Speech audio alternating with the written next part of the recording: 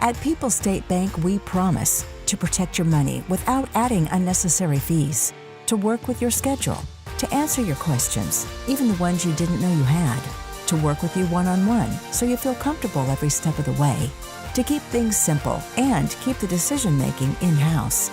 At People's State Bank, we promise to give you money-saving options, in-house private mortgage insurance, access to specialty products that assist first-time and low to moderate income home buyers through WIDA competitive rates, to value your time, and to keep things moving along as efficiently as we can on our end. People's State Bank, we promise to stay invested in you.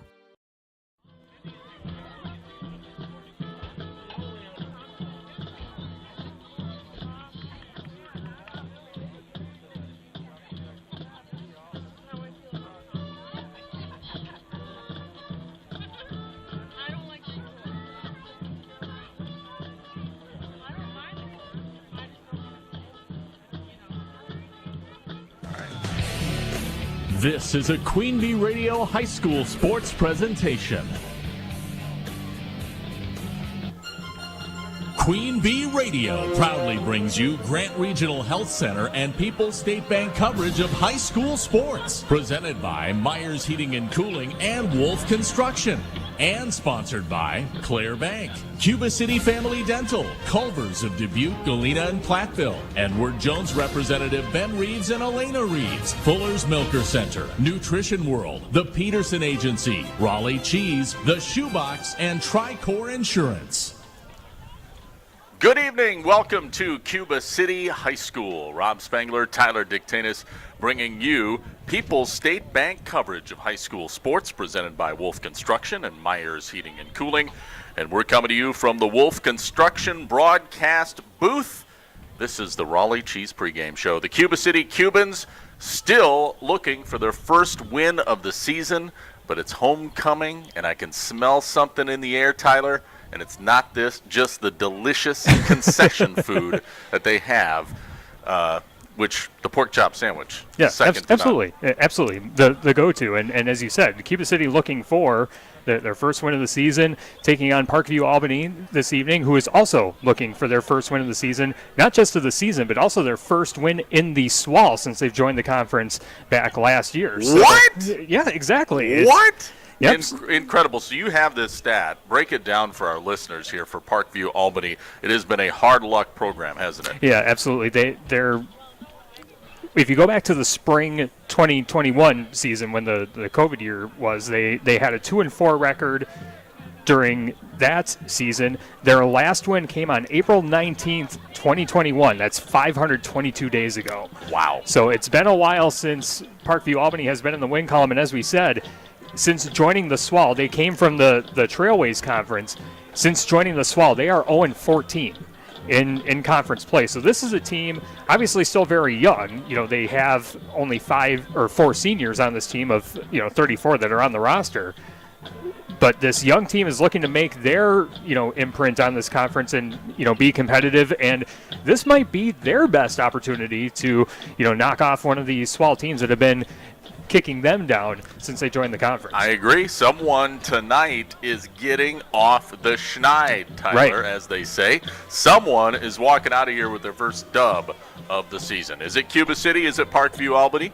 Hey, keep it tuned. You're going to find out right here on Super Hits 106. Also, Tyler, streaming worldwide on the web. We have our YouTube stream up and running, don't we? Yep, absolutely. We are live on the Queen Bee Radio Sports YouTube channel. We also have Platteville at Lancaster on our Queen Bee Radio Sports YouTube channel as well. So if you're looking to watch as we broadcast this evening over the airways, you can also watch us on YouTube this evening. It's great, too. If you're at home, you can bring it up on your smart TV, watch the YouTube channel, and listen to our fine voices call the action, yep, which absolutely is a win-win if you ask me. Absolutely. All right, check it out.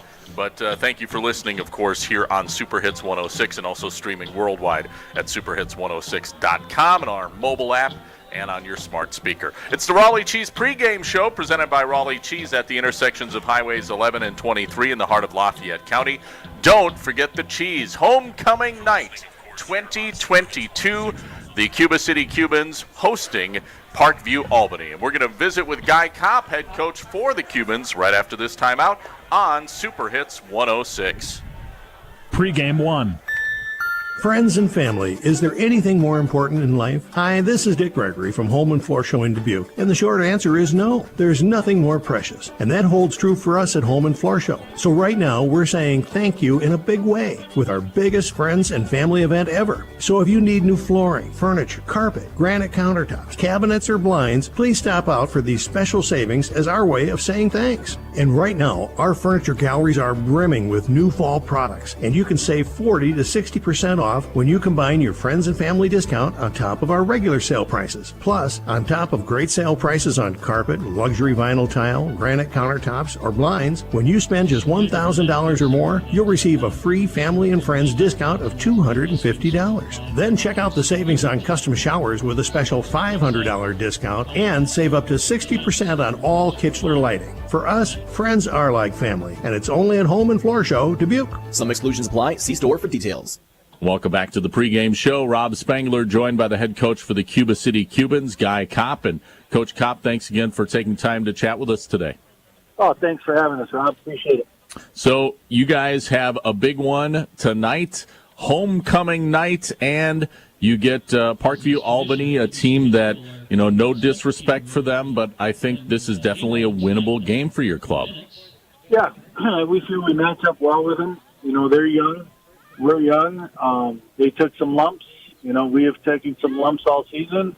They're telling their kids the same thing that we're telling ours. Hey, we match up well. This could be a good win for us as long as we play our game. We can't make mistakes. We got to capitalize on their mistakes, and if we do that, we'll be okay. Looking back last week on the loss at Belleville, a couple positives coming out of that, Coach Kopp, to me seemed that number one, you guys, as you have done most of the year, have hung tough even against the top-tier competition in the conference. But also, I feel like you guys did a good job of slowing down what I would say is maybe one of the best receiver groups I've seen all season. They scored 32 points, but it didn't come easy, and, it basically took them all game to kind of get that lead. Yeah, Belleville reminded me of us last year. Very skilled athletes, make plays when they need to make plays. Quarterback is on the money. I think he was the best quarterback we've seen all year as far as throwing. And like you said, that is because he has probably the best receiving core in the conference. And I like the way our guys played. I felt offensively we moved the ball, but once again we struggled getting in the end zone. We got in there late in the fourth. But, we're getting better and better. The only concerns we have is now we can't make the same mistakes we make week in and week out. We got to be a mature team. We got to stay focused. We can't chase out of our zones. We can't just try to get the big block on offense. We just got to maintain the control, and we got to put the ball in the end zone. That's one thing that's been struggling. We can't start 1st and 15, 1st and 20, 2nd and 15. We got to be manageable. Notice our offense does do well when we don't make mistakes, and it's 2nd and 5, 3rd and 2, we'll get the first down. So, that's the stuff we've been working week in and week out, and the kids are believing. And like I said, anytime you can make improvement, that's always a positive. Absolutely, and it would be a big positive to get your first win of the season, especially on homecoming night, because it's not just a big deal, obviously, for you and the players and the assistant coaches and everybody involved, but also the hometown fans. I mean, it's a lot of fun and fanfare, and homecoming. It's a big deal, isn't it? Oh yeah, that's what football is the reason why there is homecoming. To get people back to their campuses and see how the school has changed, see how the community's changed. And, anytime you can get a victory at homecoming, it just sticks in those people's heads that, hey, we still have a good football team, we still have a great school, and the community hasn't changed. And, we're going to try to hold our end of the bargain up to give the people that come back for homecoming to see the best game of the season by Cuba. And I have faith in our kids that they're going to get that job done. And as far as health, how is your team holding up? Do you have any injuries to report, or are you? Yeah, we have our running back, Kale Denar, got banged his knee up against Benton, and he's been out. It might be a season-ending injury. He was a big force in the backfield with Danny coming. But otherwise, we are looking healthy as ever. Just got to keep maintaining and keep conditioning and, just try to out-hit our opponents. But health has not been an issue this year. It's just, a thing that we're going to get better on anyway. And that's just by doing the little things that we do and not making the same mistakes twice. Absolutely. Coach Guy Kopp with the Cuba City Cubans joining us on our Raleigh Cheese pregame show. Coach, best of luck tonight, and thank you again for joining us. Well, I can't thank you guys for covering us every game this year so far. I appreciate it. Absolutely. We'll have more coming up. The opening kickoff right around the corner here on Super Hits 106. Pregame 1.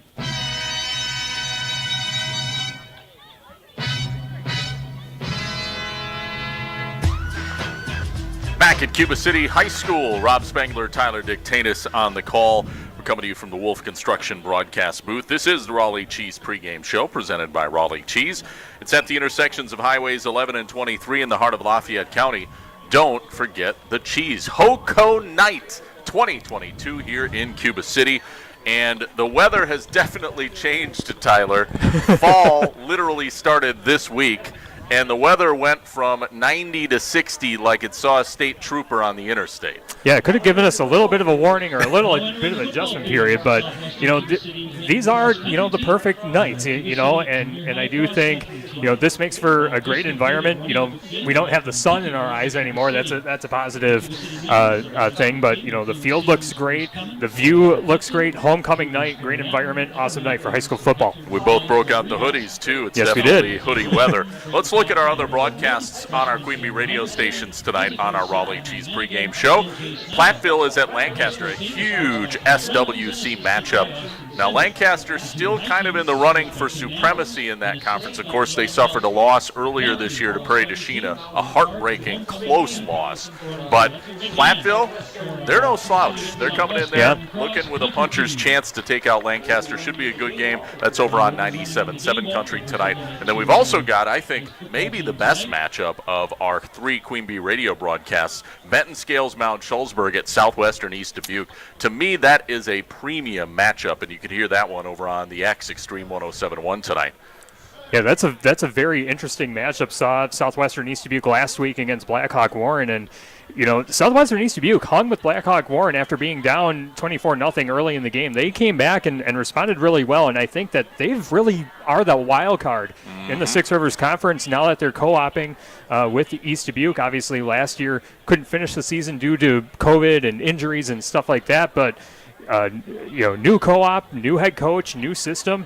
They've really played very well in their first half of the season and can really make an impact in how that conference plays out. Yeah, and I've had a chance to see Benton Scales Mount Schulzberg up close and personal when they beat Cuba City earlier this year. Right. They're no slouch either. That's a team, definitely in the mid-tier of the conference in the SWAL, but I still think they're a decent quality team, much like Southwestern East Dubuque. I see those teams as kind of 1A, 1B. Right. We're going to see who's better of the two, but I think that's an intriguing matchup tonight. Absolutely. And again, it's going to be fun. You can hear that over on the X Extreme 107.1 tonight and X1071.com, streaming worldwide.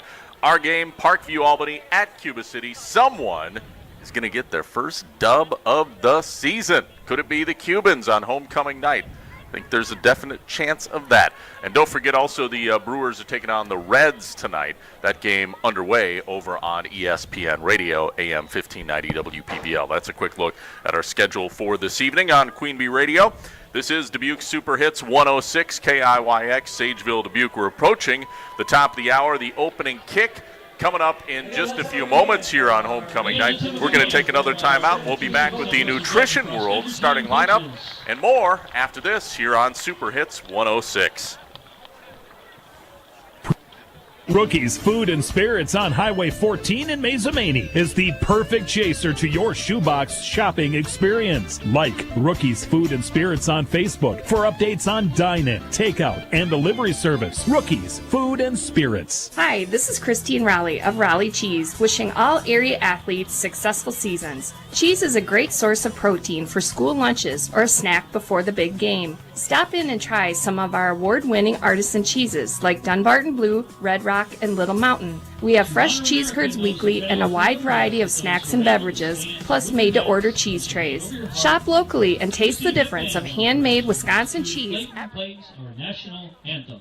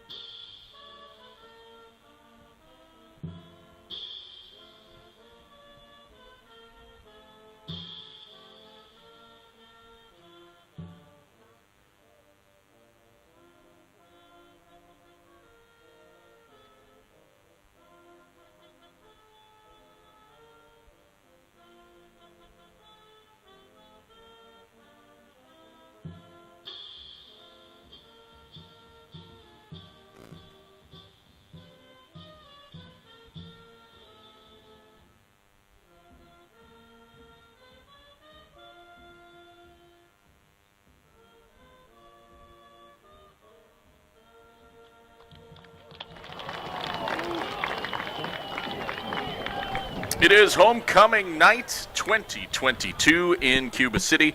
Rob Spangler, Tyler Dictanis bringing you the action here tonight on Super Hits 106. And welcome back to the Raleigh Cheese pregame show. It's presented by Raleigh Cheese at the intersections of Highways 11 and 23 in the heart of Lafayette County. Don't forget the cheese. Now, Tyler, the coin toss was held just a few minutes ago. Did you get a chance to see who won the toss? I did not see who won the coin toss, but we will see if we can get the starting lineups here once we see who takes the field. Yeah, we'll check it out. Well, before we do that, let's thank a few of our sponsors tonight. That includes Doolittle's Pub and Eatery. They're open for lunch or dinner, 11 to close, Tuesday through Saturday. Delicious pizza starting at 4. The outdoor patio now open for the season for your enjoyment. Doolittle's on the square in Lancaster. Also, Platteville Collision Center. Expert color matching frame and unibody straightening. Baked on finishing to keep paint shining longer. Trust the repair people at Platteville Collision Center. Southwest Asphalt Sealing and Striping, East Mineral Street in Platteville. Call Jeff for crack and asphalt sealing and striping needs at Southwest Asphalt Sealing and Striping of Platteville. Les Mack Chevy, Buick, downtown, and Les Mack Chrysler, Dodge, Jeep, and Ram. They're on Highway 61 North in Lancaster. Custom order your new vehicle today from Les Mack, where you always get more from Les. Game streaming worldwide, courtesy of Anderson Weber Toyota in Dubuque. They power our audio stream, Anderson Weber Toyota, when you are ready. And Community First Bank, serving you in Boscobel, Fenimore, Lancaster, Livingston, Muscadet, Platteville, and Prairie du Chien. First for you, member FDIC. Game also brought to you by Myers Heating and Cooling, servicing Southwest Wisconsin since 1999. Myers Heating and Cooling, where they say, don't worry, we got this. Before we get to the Nutrition World starters, though, let's take a look at the color sponsor. It's brought to you by Cuba City Family Dental and Keeler Family Dental, where the colors are always bright white without putting your finances in the red. Speaking of bright white, Parkview Albany has bright white uniform tops with gray pants, blue and white stripes down the side, and they've got a beautiful helmet, actually, a bright, kind of glistening, looks like a Boise State shiny metallic blue helmet with orange striping right down the middle. So a nice looking uniform for Parkview Albany. Cuba, they're back in black, as they would say. Black pants, black jerseys, black helmets. They have the yellow stripes on the helmet, and then the white numbers with yellow striping on the sleeves. So that is a look at the color sponsor. Again, brought to you by Cuba City Family Dental and Keeler Family Dental, where colors are always bright white without putting your finances in the red. Just about ready for the opening kick. Coming up next is our Nutrition World Health and Wellness starting lineup. Quality, selection, and knowledge for optimal health and energy levels found at Nutrition World. They're on Highways 80 and 81 in Platteville. Looks to me like Parkview Albany going to be receiving the kick, so their offense will be out on the field first. Let's take a look at their offensive unit. Their center is Dane Butzler, number 55. The guards are Nick Stokestad, number 68, and Caden Cleesby, number 50. Tackles are Nate Stokestad, number 62, and Joe Douglas, number 74. Tight end is Gage Pomplin, number 82. In the backfield, the quarterback, number 1, Grayson Kramer. He is a 6'1 junior. Behind him, the fullback, number 20, Luke Kramer. He is a 5'3", 147-pound junior. And the tailback, number 35, Danny Finley, 5'9", 121-pound junior. Wide receivers are Carson Redmond, number 3, and Jackson Cronin. Defensively for Cuba City, they have 4 down linemen. They're Braden Joel, Cody Hotaker, John Wackershauser, and Trent Pickle. Linebackers, Henry Cruiser, Brendan Pickle, Eric Kiefer, and Carter Denar. The safety, Darian Cummings, Gavin Vossen, and Logan Gallagher are your corners. And we're ready for the opening kick. Booting it away, it is Timmerman. This one going to be fielded far side of the field, just past the 10-yard line, up to the 11 or so before the ball carrier is chopped down near the 15. And let's see who that was. I believe that was Luke Kramer with the return. So 1st and 10 for the visiting Parkview Albany Vikings. And they'll take over right at their 15-yard line. Just underway here in the first quarter. Rob Spangler, Tyler Dictanis bringing you the action from Cuba City High School. 11:57 to go in the first quarter. And ducking in under center, it is Grayson Kramer. Man in motion behind him is the tight end Pomplin. Kramer going to hand it off to the deep back. That is Luke Kramer around the right end.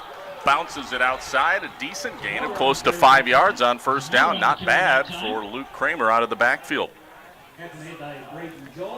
And Kramer able to just bounce it over onto the outside on the right side edge and had that blocker, the tight end that went in motion, kind of set that up.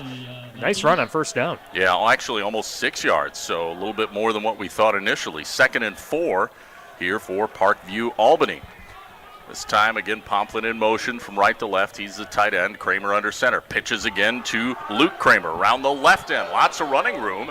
Gets across the 20, up near the 22, 23-yard line. That'll be just shy of the first down sticks. He's probably about a yard shy, so that'll set up a big 3rd and 1 coming up here for Parkview Albany. Give some credit to Brendan Pickle. He was able to shed his blocker and be able to get to Kramer making that shoestring tackle on the near sideline. 10:54 to play. We're in the first quarter. Scoreless game, 3rd and 1 here for Parkview Albany at their own 23-yard line. Kramer under center. Pomplin in motion from right to left. Handoff. Ball carriers Luke Kramer around the right side. He's hit right as he got to the first down sticks. We'll see. It depends on the spot whether he got the first down. Brendan Pickle again came up from that linebacker spot, Tyler, and made the hit. Yeah, he was able to moved from his linebacker spot and made a nice read and made the hit right at the line of scrimmage. And it looks like from here, it's right at the first down sticks. And I would imagine the official on the field is signaling first down. So they're going to give it to him. They're not even going to measure. It was close. I thought maybe enough to measure, but they're saying first down. And Parkview Albany will take that. Ducking in again under center, Grayson Kramer with Luke behind him. Hands it off to Luke. Hits the hole, then tries to bounce it back to the left, but he's caught in the backfield, tackled by Carter Denar, one of the outside linebackers for the Cubans, and he's lucky to get back to the line of scrimmage that time, Tyler. Yeah, lucky enough, and it looked like he was going to try and break into that seam. There was a hole that opened up on the left side, but give credit to Cuba City. That was Carter Denar making the tackle. He was able to get through the offensive line and make a tackle right behind the line of scrimmage. 2nd and 10 from their own 25-yard line for Parkview Albany. Kramer under center. He runs into the running back in the backfield. Miscommunication. He gets buried Getting thrown down in the backfield, it's number 3, Carson Redmond. Redmond ran into the quarterback, Grayson Kramer. That one looked disjointed from the get-go, and they lose a bunch of yardage, at least 6. That'll bring up 3rd down and 16, maybe 17 here coming up for Parkview Albany. One of those slow developing plays where, the quarterback and the running back trying to make that exchange, some theatrics and miscommunication on who needed to be where. Lucky thing it wouldn't have been worse for Parkview Albany. Cronin split out wide left now for Parkview Albany. Kramer under center, hands it off to Luke. Kramer bounces it outside to the left, tries to stiff arm a man, but a great tackle in open field by Gallagher. Gallagher shot the gap from the cornerback spot, came up, got a hold of Kramer, and just brought him down. That's some great one-on-one solo tackling in space, Tyler. Yep, and Parkview Albany trying to go to the edges on the running game so far, too. You saw a couple instances trying to go inside. No dice there. Earlier in the drive on the first play, they were able to find some space on the right side edge, but the linebackers able to respond and make some good tackles. Gain 2 yards, they have to punt it away. Not a great punt as it does not get to midfield.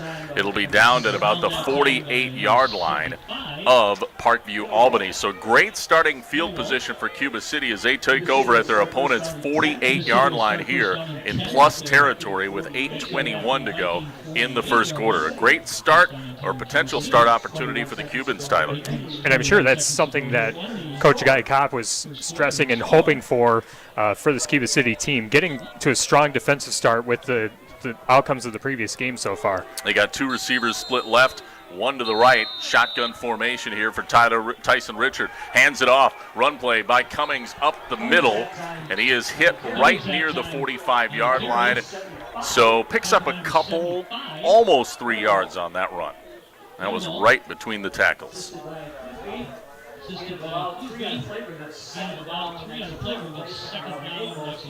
Second down and say a long 7 here for the Cubans now. And again, shotgun, same formation, 3 receivers left, 1 to the right. For Richard, he'll pitch it outside to Cummings this time, running around the left end, and he trips and falls. Otherwise, boy, I tell you what, Darian Cummings had some real estate in front of him, Tyler. I think he could have gotten the first down, but he slipped and kind of fell, almost tripped on the grass, and ends up just picking up a couple yards. That'll bring up a 3rd and 5 here for the Cubans. It looks like the turf monster caught his shoestrings when he was making that cut to turn upfield, and like you said, he had some open space in front of him, but good early start for Cuba City in the running game. 3rd down and 5. Cubans, 2 receivers, right, 1 left. Cummings to the left. Bounces it outside, has the first down, and he's hauled out of bounds on the far side of the field. After gaining the first, he was tackled by number 82, Gage Pomplin, who's one of the outside linebackers, but not after getting the first down. He'll get down to the 35-yard line. So a nice gain on that play, and a 1st and 10 for the Cubans. First run was off the guard, second run off the tackle, and then this one just to the outside, and Cuba City trying to feel out how aggressive this Parkview Albany defense is going to be. 2 receivers right, 1 left. Out of the shotgun here, Richard rolling to his right. He looks downfield. I think he's going to keep it and run. He will. He turns it up. He's across the 30, 25, 20. Tackle inside the 20. Hauled down at about the 19-yard line. And looks like he was brought down by Grayson Kramer, the safety for the Parkview Albany Vikings. But that's a huge gainer as he picks up about 16 on that scamper. And it's 1st and 10 at the 19 for Cuba City. Good athletic play there by Tyson Richard, seeing that no one was open downfield and able to get it to the outside, weave through some tacklers, and get into the Bitech green zone. Yeah, I was just about to say they're in the green zone now. Again, out of the gun, Richard hands it off to Cummings, bounces it right side, outside. He's down near the 10, and he's knocked out of bounds by Pomplin. Just shy of the 10-yard line, make it the 11 or so. That'll be a couple yards shy of the first down, so it looks like it'll set up about a 2nd and 2 here for Cuba City. Cuba City moving the ball well now, especially on those outside runs, and that's where Cummings really likes to use his speed. 2 receivers right, 1 to the left. Again, shotgun formation for Richard. Cummings to his right. 2nd and 2. Oh, looked like we had early movement. I think Timmerman, the right guard, might have moved before the snap of the ball. I hate to call him out, but I think that's who was the guilty party. So that'll move it back 5 yards, and instead it'll be 2nd down and 6 here for Cuba City. Homecoming night, Cubans looking to get up on the board early this evening. 6:38 to play, first quarter. It's Cuba City's first possession. This is their 6th play of the drive. Richard, quick swing pass outside. It is caught. And turning the corner and diving for the end zone. Is he in? Yes! Touchdown. Getting in, number 5, that is Will Bush. A little swing pass out into the left flat. He catches it, and he runs in for the touchdown. And Cuba City is on the board early, 6-0. And give Will Bush all the credit, making 2 defenders miss off that quick pass on the outside. There were 2 defenders there for Parkview Albany to make the play, but Will Bush able to use those shifty ankles and weave his way into the end zone. Great job there by Cuba City. Extra point on the way. The hold down. Timmerman boots it, and it's through, and it's good. So the extra point is good. The touchdown is good, and Cuba City leads 7-0 over Parkview Albany. Our touchdowns are brought to you by Southwest Asphalt Sealing and Striping. Call Jeff for crack and asphalt sealing and striping needs. Back after this with the ensuing kickoff on Super Hits 106. People's State Bank is locally owned and locally managed with 20 convenient locations in southwest Wisconsin and northeast Iowa. If you're looking for a place where you're more than just a number, but still have access to convenient technology, we're it. As a community bank, we're proud to support many of the local charities, county fairs, community events, and more. When you become part of People's State Bank, you can be confident that you're standing with a good cause. People's State Bank, community-minded, just like you. Member FDIC and equal housing lender. This update sponsored by UW Credit Union. For every stage of life, UW Credit Union is here for every you. Start your weekends right by getting a free Brewers hat at American Family Field. Every Friday home game, fans 21 plus who sit in the Miller Lite beer pen will receive a free Brewers bucket hat, courtesy of Miller Lite. Get your seats at brewers.com. Join UW Credit Union at uwcu.org. In game 1. And the ensuing kickoff fielded by number 3, Carson Redmond. He is brought down inside the 10-yard line. Not much running room there. Great special teams play by Cuba City as they blow up Redmond. It looks like he maybe got to the 10, and that's it. So 1st and 10 there for Parkview Albany. And it's their second possession of the game. 6:25 to play here in the first quarter. 7-0 Cuba City on top early over Parkview Albany. And back to the line of scrimmage. Grayson Kramer, their junior quarterback, will be under center. Right behind him, it's Luke Kramer. And Pomplin in motion from right to left, the tight end. And it'll be a little cross-buck run to the left. Ball carrier was number 3, Carson Redmond. He gets through the line up near the 15-yard line, maybe to the 16. And that's a pickup of close to 5 yards, so we'll call it 2nd and 5 coming up. 2nd down and 5 yards to go. Ball placed at about 15-yard line. Parkview Albany so far has moved the ball here on Cuba City. And they have 1 first down so far, looking to sustain on their second drive of the night. 2nd and 5 here coming up. Kramer under center, pitches to Kramer around the right end. Oh, he's caught and dragged down from behind. Great solo tackle by Carter Denar out in space. The linebackers so far for Cuba City really swarming, getting into the backfield, and I think that's what Parkview Albany was trying to figure out on that early drive, trying to see where those linebackers are going to go, and so far Cuba City's really answered the call. Yeah, Carter Denar, he has flashed several times tonight. Gallagher also flashed from the cornerback slot. Their secondary and linebackers have played really well in open space so far. 3rd down and 9 here for Parkview Albany.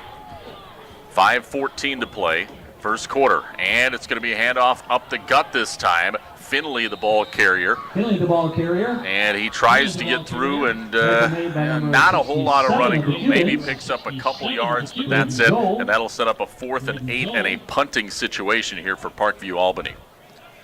Well, we were mentioning how important it was for Cuba City to get off to a good start defensively, and so far, Cuba City doing a great job keeping Parkview Albany's run game in check. Here comes the punt. Pomplin to boot it away. It's off the side of his foot. Not a good punt. This will bound at the 20. Be returned by Gallagher. He's to the 15, to the 10, to the 5. Is he in? Yes! Gallagher scores on a punt return from the 25-yard line and takes it back to the house on Hoco night.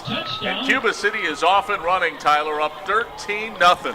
Kind of an unconventional punt return, too. It was kind of a shanked punt, and Gallagher just in the right spot, and as soon as he got the ball, there were blockers in front of him. Great awareness by his teammates to set up those blocks. He had a nice seam to make his way in for another 6 points. Cuba City up 13-0.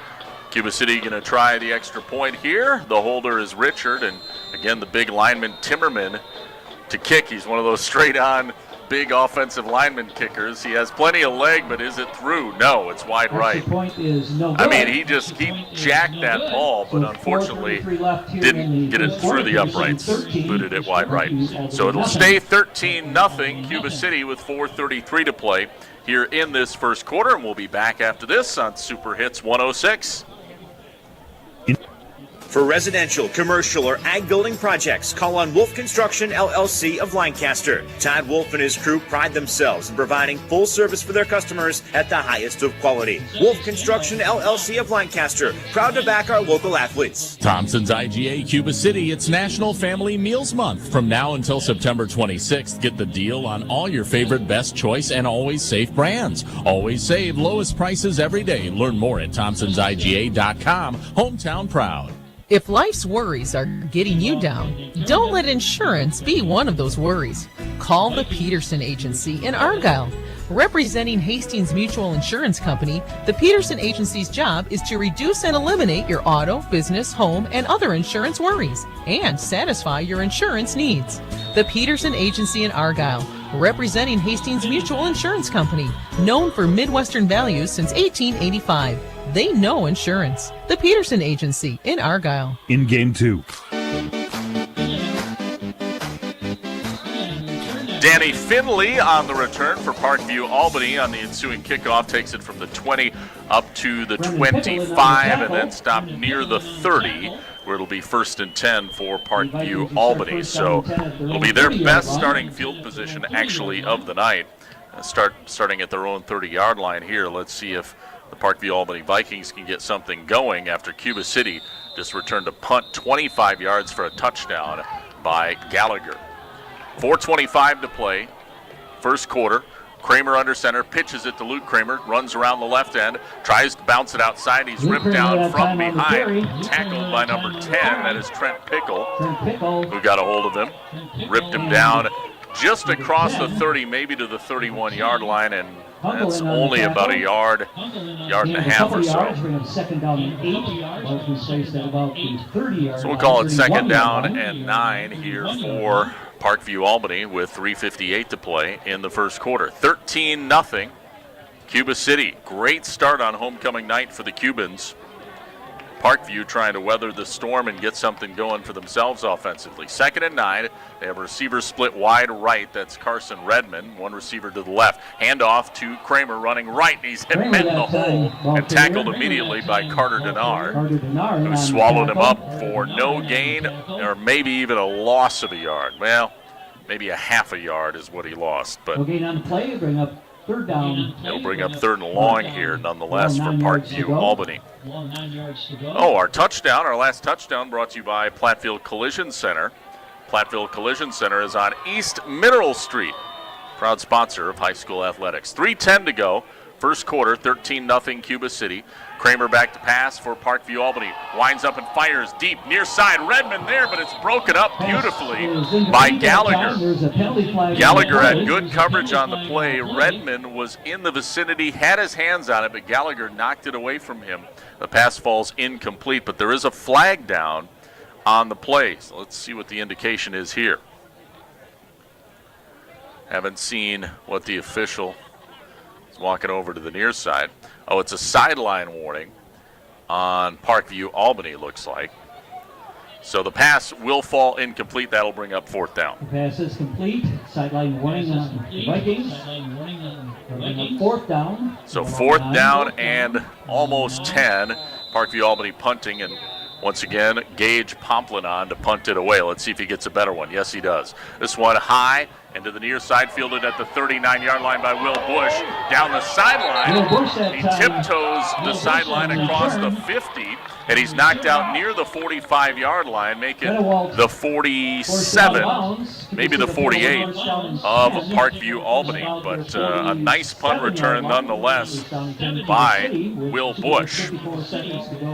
13-0 Cuba City on top of Parkview Albany with 2:54 to play, and that'll set up 1st and 10 for the Cubans. This is officially their second possession of the game, and the second time they've taken over in plus territory as they start at the 47 of Parkview Albany. 2:54 to play. First quarter out of the shotgun. Richard looks to throw, swing pass near side. It is caught by number 20. That is Vossen. He stiff arms a man, runs down the near sideline, and is knocked out of bounds inside the 30, maybe at the 29-yard line or so. That's way more than enough for a first down, as that is a big gainer of near 20 yards. We'll call it a 18-yard pickup on the little pass out into the right flat, and it's 1st and 10 for Cuba City at the 28 of Parkview Albany.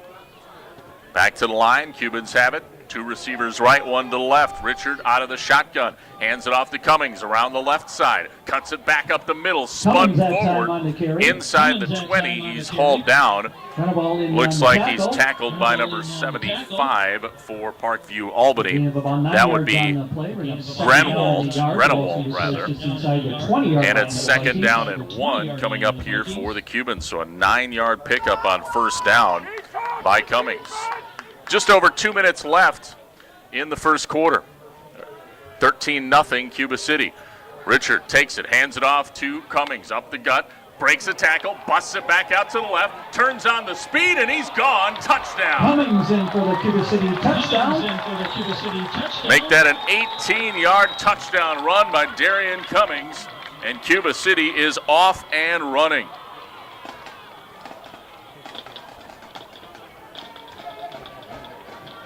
Timmerman will try the extra point. 19-0 Cuba City all over Parkview Albany. Still 2:04 to go here in the first quarter. What a start. Homecoming night for the Cubans as Nate Timmerman is on to kick the extra point. Richard, the holder, spot down. Well, geez, Richard got drilled, and now a late flag is thrown in there. Grayson Kramer came in around the right end to try and block the kick, but there was no kick attempt, and he laid out Richard. And flags fly. There was flags before the snap and flags after the snap. I think there's got to be a personal foul here on Kramer. And let's see, it's offsides on the defense, which is Parkview Albany, and then a personal foul also on Parkview Albany. So, boy, talk about adding insult to injury for Parkview Albany. 2 penalties on an extra point attempt. Not good. 19-0 Cuba City, and Cuba City now, I'm assuming, going to go for 2. Looks like they will, yes. So Richard to the line. He'll have an I formation behind him. The blocking back, looks like it's number 63, Eric Kiefer. Man in motion. He'll hand it off to Cummings, trying to run left, and Cummings reaches, and he's in. The 2-point conversion is good, and it makes it 21-0. Cuba City on top of Parkview Albany with 2:04 to play in the first quarter. We'll be back after this on Super Hits 106. Extended halftime. This is the time of year for a scenic drive to Oakwood Fruit Farm. Apples are everywhere, including McIntosh, Cortland, and Honey Crisp. Come pick your own grapes and enjoy apple cider, homemade caramel apples, take-and-bake pies, apple cider donuts. Don't forget the top choice grass-fed beef, fall mums, and much more. Open 9 until 5, 7 days a week. Oakwood Fruit Farm, south of Ithaca on Apple Ridge Road. Just follow the signs. Oakwood Fruit Farms, that's the one for family fun. Oakwood Fruit Farms, that's the one for family fun. Hi, this is Sue Rydell from the Bell Tower Theater, inviting you to the hilarious new comedy, The Wild Women of Winedale. The Wild Sisters are at a crossroads. Fanny is turning 60, Johnny Faye is looking for a new man, and Willa's stress has driven her to vodka and speed knitting. But together, they prove it's never too late to take another path in life. The Wild Women of Winedale is October 14th to the 30th. Tickets are $23. Call 588-3377 or visit belltowertheater.net. Sponsored by Midwest One Bank. In Game 3. Rob Spangler coming to you from the Wolf Construction broadcast booth. The ensuing kickoff fielded by one of the up men back at the 30-yard line, and he is whipped down immediately. That was number 32, Sam Vogt, who doesn't typically field kicks, but he leapt up into the air, caught it, and then was immediately summarily dropped to the turf after maybe a 2-yard return at the 32. So 1st and 10 for Parkview Albany at their own 32-yard line. They're down 21-0, and there's still 2 minutes and change left in this first quarter. Under center, it's Grayson Kramer. I formation behind him. He gives it to Luke Kramer. He's hitting the backfield, stoned by number 3, Carter Denard. And he loses probably a yard on the play, make it 2nd down and 11 for Cuba City with a minute 50 to go here in this first quarter. 21-0 Cubans. Bringing in the play from the near sideline, it's Caden Zerflu. Coming out, looks like Luke Kramer will check out of the game. Also into the game, Grayson Kramer, the quarterback. He'll be leaning into the huddle and gets set to go. 2nd down and long here for Parkview Albany. 2 receivers split wide right. I formation behind Kramer. Deep tailback is Redmond. Redmond gets it up the middle. Tries to lower the shoulder, gets to the 35, and that's about it. Does get some positive yardage, picks up maybe 3, almost 4 yards. 3rd down and long coming up, 3rd and 7. On the tackle.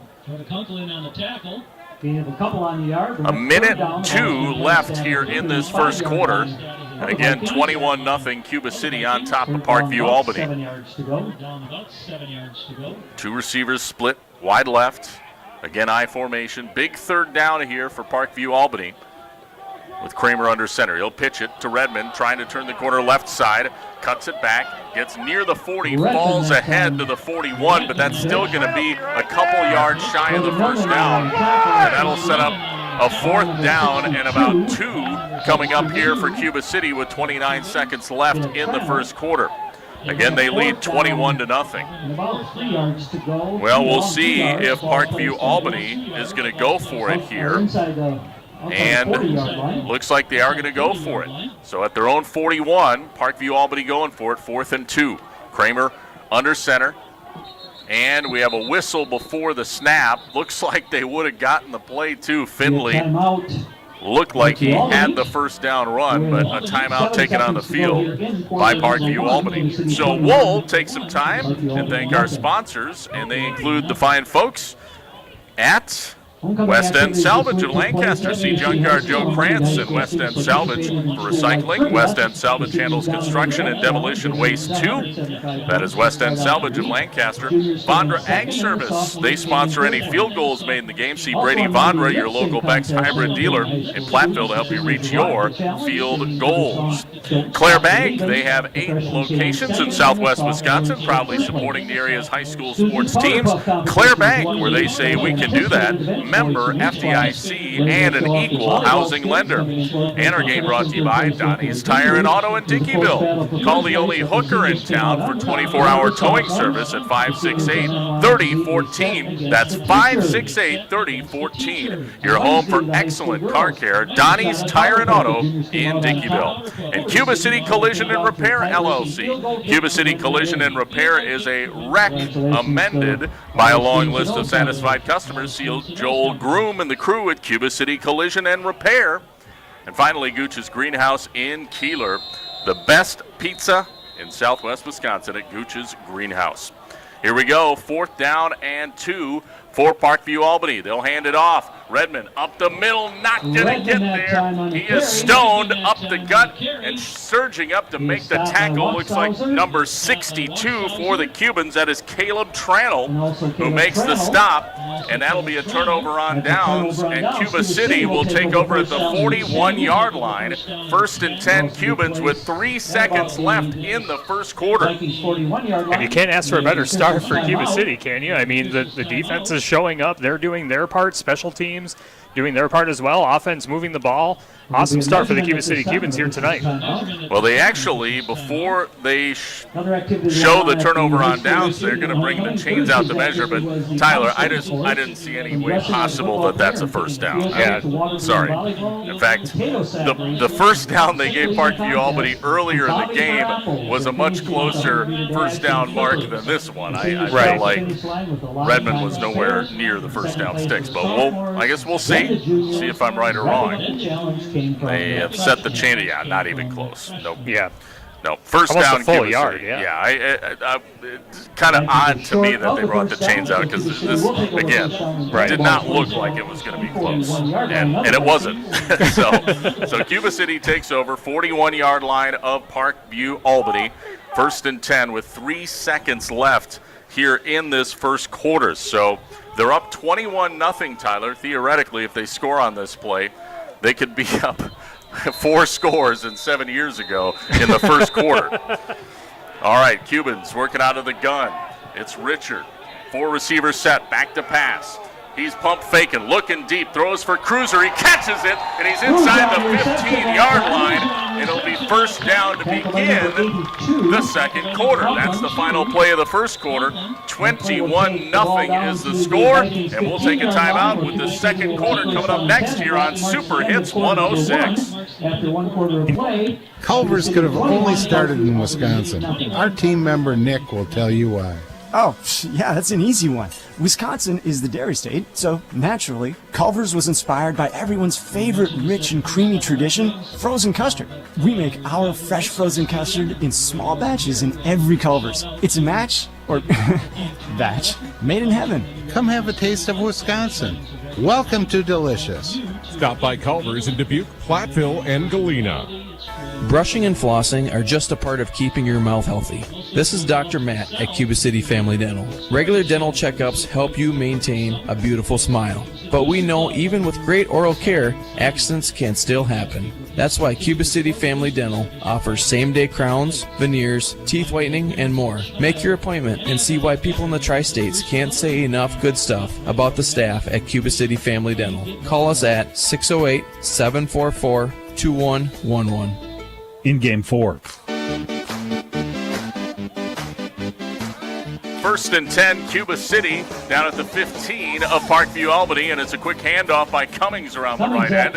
He's forced out of bounds inside the 15-yard line, maybe at the 12 or 13, and that'll set up a second down and 6 here for the Cubans. About 4 yards, bring up second down and about 6 yards to go. 11:55 to play. We're in the second quarter now, and it's 21-0. Cuba City dominating this game. Homecoming night has been a good night to the Cubans so far, and they're trying to keep the pedal to the metal. 2 receivers to the left, 1 to the right. Richard out of the shotgun, Cummings to his left. Second down and 6. Handoff to Cummings, up the gut, bounces it to the right. There's a flag thrown in the middle of the pile as Cummings is stopped just shy of the first down sticks. I think he's about a yard shy, but we'll see what the indication is here from the officials as that flag was thrown kind of right into the scrum. And it looks to me like it's a block in the back, or a hold rather, on Cuba City.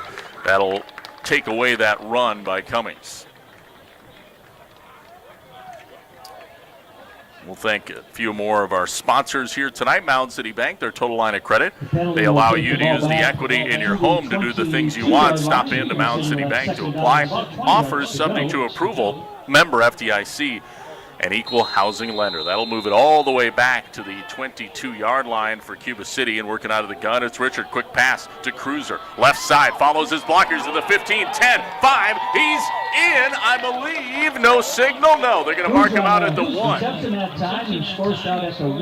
So it'll be first and goal from the 1 for Cuba City after a big play there from the 22, making a 21-yard reception for Cruiser with 11:39 to play in the second quarter. So Cuba City now trying to punch it in from 1 yard out and take a commanding lead. Again, they're up 21-0 already.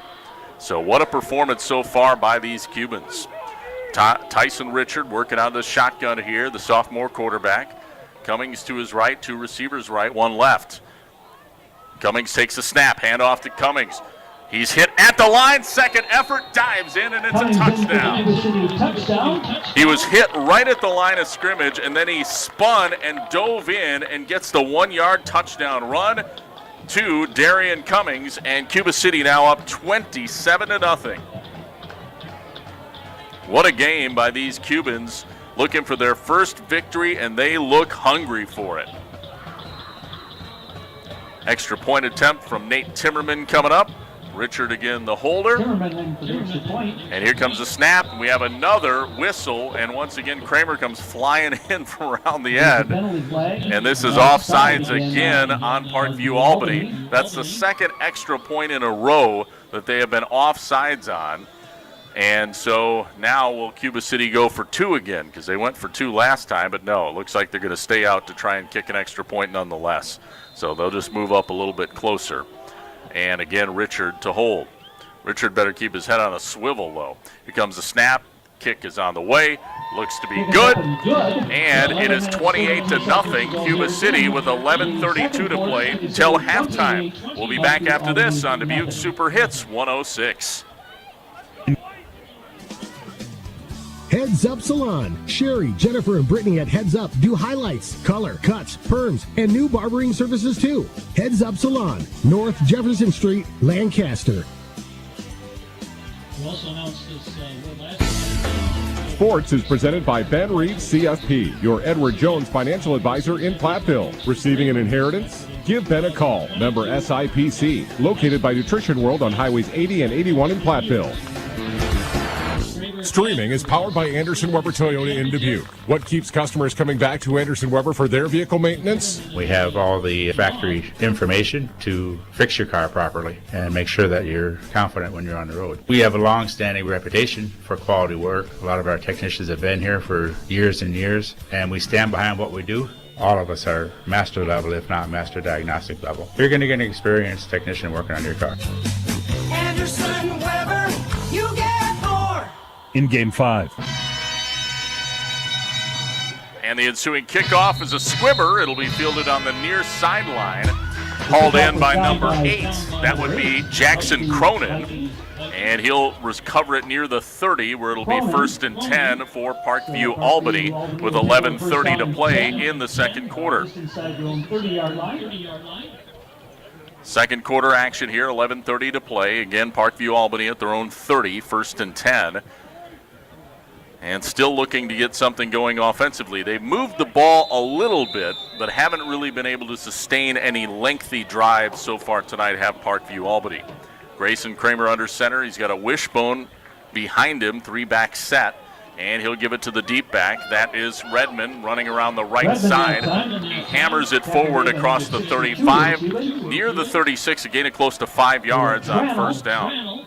That's a gain of about 5 yards on the play. There's a 2nd down and 5. Ball is placed at the 35. So 2nd down and 5 here for Parkview Albany at their own 35-yard line here. 2nd and 5 coming up, 11:07 to play here in this first half. 28-0, all Cuba City so far. Shoebox scoreboard update in the River Ridge Blackhawk Warren game. River Ridge 27, Blackhawk Warren 12 after the first quarter. Wow. High-scoring game in that one. Redmond swims his way through the middle of the line and gets close to a 1st down. He's just about a yard shy. It'll set up 3rd down and 1 as he's stopped by Kiefer right before the 40-yard line. So not a bad gain on 2nd down as he gets 5 on 1st and 4 on 2nd down. So this new 3-back formation, they got like an inverted wishbone in the backfield now, does Parkview Albany. Seems to be showing some effectiveness here running the ball. Third down, less than a yard to go. Kramer under center. See if Cuba City can get the stop. Hand off to Redmond. He's hit at the line, but I think he's got it. His forward momentum surges him forward as John Wackershauser got underneath to bring him down, but not able to stop him from using his momentum to get that first down. And it is indeed a first down for Parkview Albany. That's their second first down of the game, Tyler. First and 10 for the Vikings. And a nice play at the line of scrimmage by number 10, Trent Pickle. He was able to get the ball carrier. Unfortunately for Cuba City, the ball carrier was able to fall forward and get the first down, but the effort for Cuba City definitely there. First and 10, Parkview Albany at their own 40. 9:51 to go till halftime. Handoff to Redmond again. Runs into his own blocker, trying to cut it outside. He's not going anywhere. As again, Wackershauser holds him up and basically said, "Nah, you're not going anywhere." Yeah, that inverted wishbone that you were talking about. The two lead blockers had a nice hole open for the ball carrier, but for whatever reason, trying to bounce it to the outside. And when he does that, that gives Cuba City's linebackers time to swarm and tackle him. So, maybe a little bit of ball carrier vision problems for Parkview Albany here to start out. No gain, second and 10 here for Parkview Albany, 9:16 to play. And it's a quick pitch to Redmond around the left end this time. Has some running room, thrown forward, and gets a decent gain of close to 6, almost 7 yards on that one as Kiefer looks like he was in on the stop. But that'll set up a third down and 4 here for Parkview Albany. So a big third down coming up for the Vikings.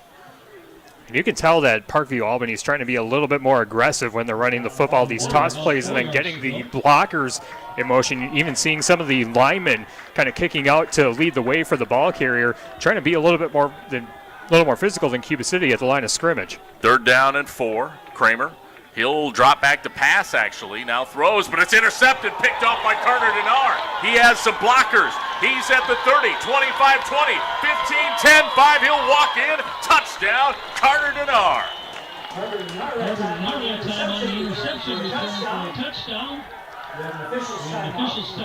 Looks like we have an injured player on the field for Parkview Albany as well. Yep, and it's the quarterback, Grayson Kramer. I don't know. I didn't see the hit or what would have caused him to go down after the pass when Denard intercepted it, but coming back, he went down to the ground, and he was in pretty significant pain from what I can tell. So hopefully it's not anything too serious. Carter Denard with the interception and pick 6 the other way. That is a 45-yard pick 6, and it makes the score 34-0 Cuba City. But we have an injury timeout on the field, so we'll step aside. And actually, you know what? We're going to keep it here and thank a few of our sponsors while they do that. So you had a shoebox scoreboard update a moment ago, Tyler. Recap that one for us again. Yep, so actually now into the second quarter, it is now 27-20, River Ridge over Blackhawk Warren. That's a top 10 matchup in Division 7. Wow. And probably, don't want to say a de facto conference championship or anything like that because you have Potosi-Cassville and Southwestern East Dubuque obviously in the picture as well. But this is a big game in the Six Rivers Conference, and River Ridge taking it to Blackhawk Warren early. Grayson Kramer, the quarterback, was injured on the play, but he's walking back to the sideline, so that is good news to see. You don't want to see anybody get injured, and it's good to see him walking on his own power, a little gingerly, but at least he's walking back on his own power here. Yeah, and obviously he's wearing a leg brace on his left leg. I don't know if that is due to an injury or anything, coming into the game, but you don't like to see that. And it looks like his right leg now is up on the bench, and hopefully it's not his other leg that's giving him problems now. Well, exactly. The trainer looking at him, and looks like they're maybe going to tape the ankle or something here now. So anyway, we hope he certainly can go. Extra point on the way. Nate Timmerman to boot it through. Tyson Richard to hold. Snap down. Kick on the way. Plenty of leg. It looks to be good. And it's 35-0 Cuba City with 8:23 left in the second quarter. We'll keep it here. Thanks to more of our fine sponsors. Touchdowns brought to you by Asphalt Sealing and Striping. Call Jeff for crack and asphalt sealing and striping needs. Also, we want to thank our sponsors, Anderson Weber Toyota in Dubuque, powering our audio stream. Anderson Weber Toyota, when you are ready. and our friends at Hazy Service and Towing of Montfort, your trusted friend for service and towing. Hazy Service and Towing Montfort, better equipment to better serve. Gooch's Greenhouse, too, one of my favorite stops. A sponsor, home to some of Southwest Wisconsin's favorite pizza, as well as delicious daily specials, too. Carry-out always available. When it comes time to celebrate, make it great at Gooch's Greenhouse in Keeler. The ensuing kickoff coming up. Nate Timmerman to boot it away once again, back deep. It'll be Carson Redmond and Danny Finley. They're back near the 15-yard line. And Timmerman boots it away. It'll be fielded near side by Finley at the 25. He's up to the 30, 35, 40, 45, 50. Oh, he stepped out of bounds. Or he might have gone the distance, although I will say I think Cuba City had an angle on him. They probably would have driven him out, but he steps out prematurely at about the 46-yard line of Cuba City, but a heck of a return. And for Parkview Albany, when you haven't scored in the last 3 games and you see a golden opportunity like that, it's just got to build on that frustration. And, like you said, it might not have resulted in a touchdown, but, having a wide open path to go towards the end zone and miss out on that's a tough break for Parkview Albany. Looks like we have a backup quarterback in now for Parkview Albany. It's Aiden Crane. He is a freshman. He'll hand it off, and it's a run play up the gut here for the Vikings. And let's see, the ball carrier, I believe, is Redmond. It was. And he's able to get 2, almost 3 yards on the carry.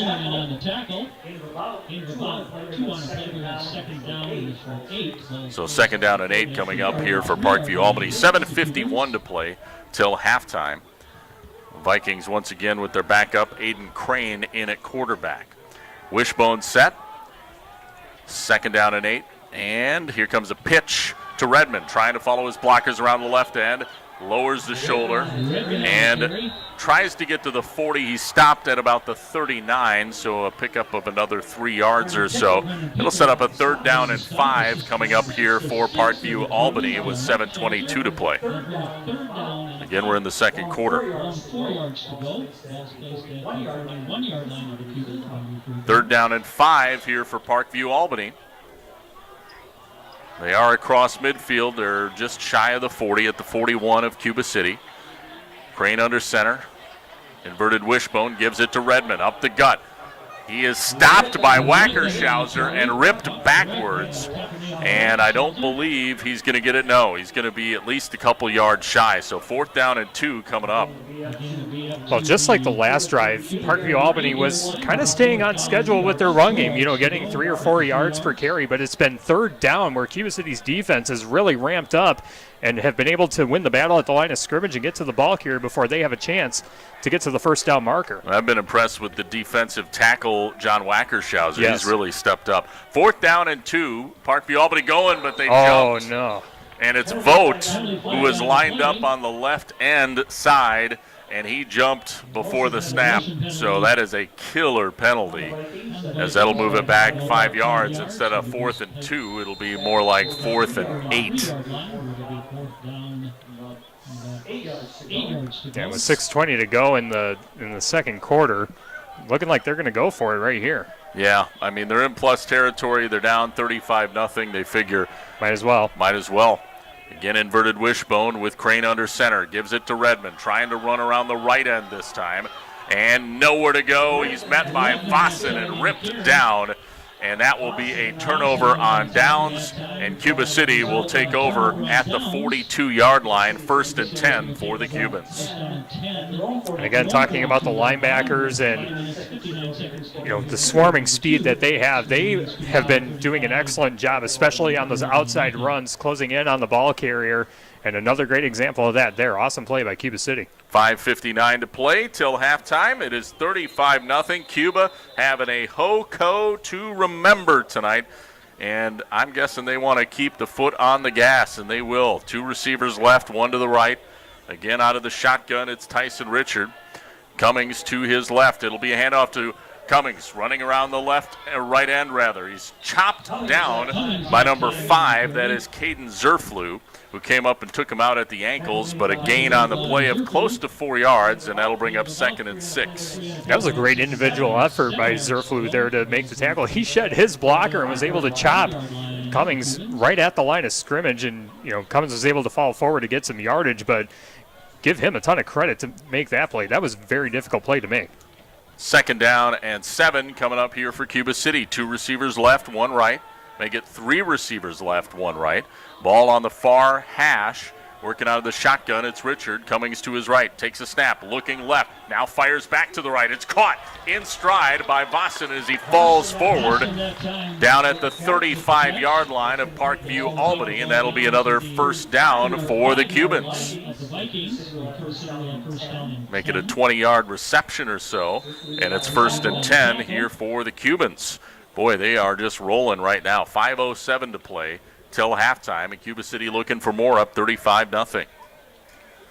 3 receivers left, 1 to the right. Richard again out of the gun. Cummings right next to him to his right. Takes the snap, looks left, pump fakes, now flushed from the pocket. He scrambles to his right, looking downfield. He's hit and knocked out of bounds, far sideline. Boy, that looked to me as that was borderline a late hit, but no flag. Michael Williams knocked him out of bounds on the far sideline. Yeah, I don't know about what you think about this, Rob, but Tyson Richard wearing number 1 and the way that he scrambled like that, doesn't that kind of look like the Kyler Murray play that he made at the end of the game against the Raiders last week? Yeah, I would agree with that. They end up losing some yardage, though, about 3 yards. 2nd down and 13 coming up here for Cuba City. Again, they're back at the 38 of Parkview, Albany. 4 receivers set. Back to pass, Richard, but he fumbles it.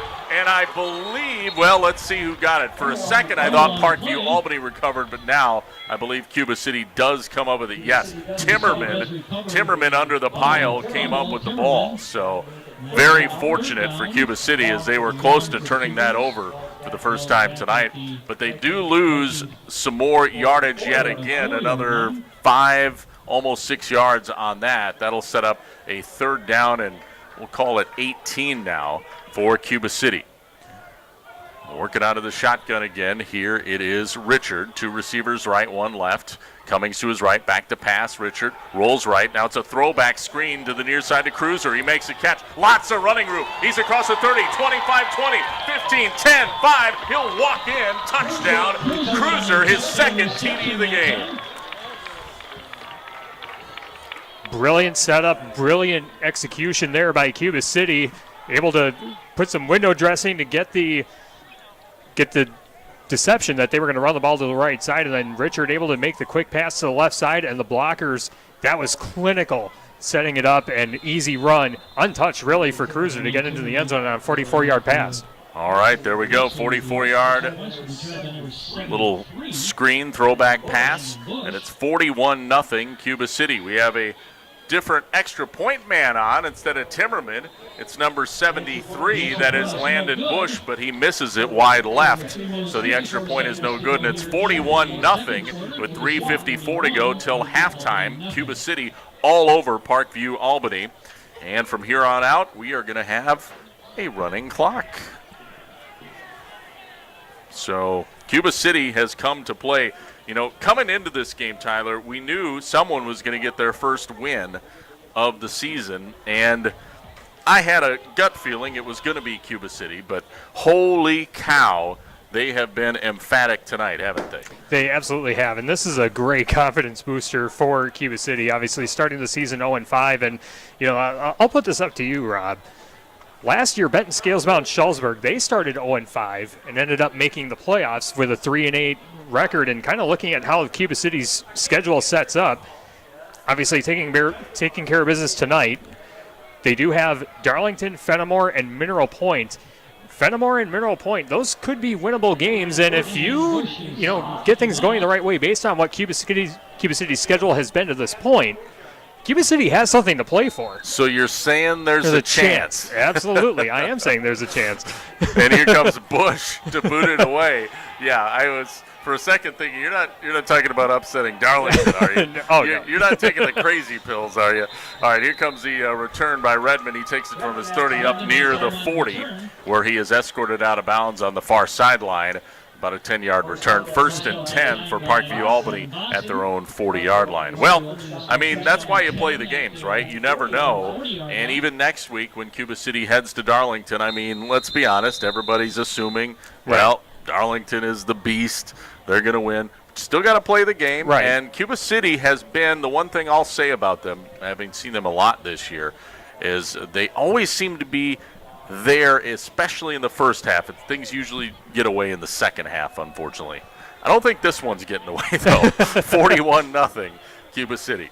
All right, Albany, Parkview Albany pitches it to Luke Kramer, trying to run it around the right end, and he's tracked down from behind, tackled by number 52. That is Cody Hotaker. Oh, and it's a fumble recovered by Cuba City. Well, the Cuba City players are saying that, but did the official signal that? Yeah, the official signaling first down right down there. Oh, Kramer gets up slow. I don't know if he got twisted towards the end of that run or what, but it appears that it is a fumble and a turnover. Yeah, you're right. So it'll be a fumble recovery as Cuba City takes over, looks like at the 44-yard line of Parkview Albany. So they're not done yet. 3:33 to go till halftime, and they'll take over yet again with another offensive possession here, again in plus territory at the 44. Richard working out of the shotgun here. Play action, rolls right, throws downfield. Will Bush makes a great catch, but then he's ripped down from behind by Danny Finley, who almost tackled him by the helmet as he ripped him to the turf. It's a gain of close to 3 yards. 2nd and 7 coming up.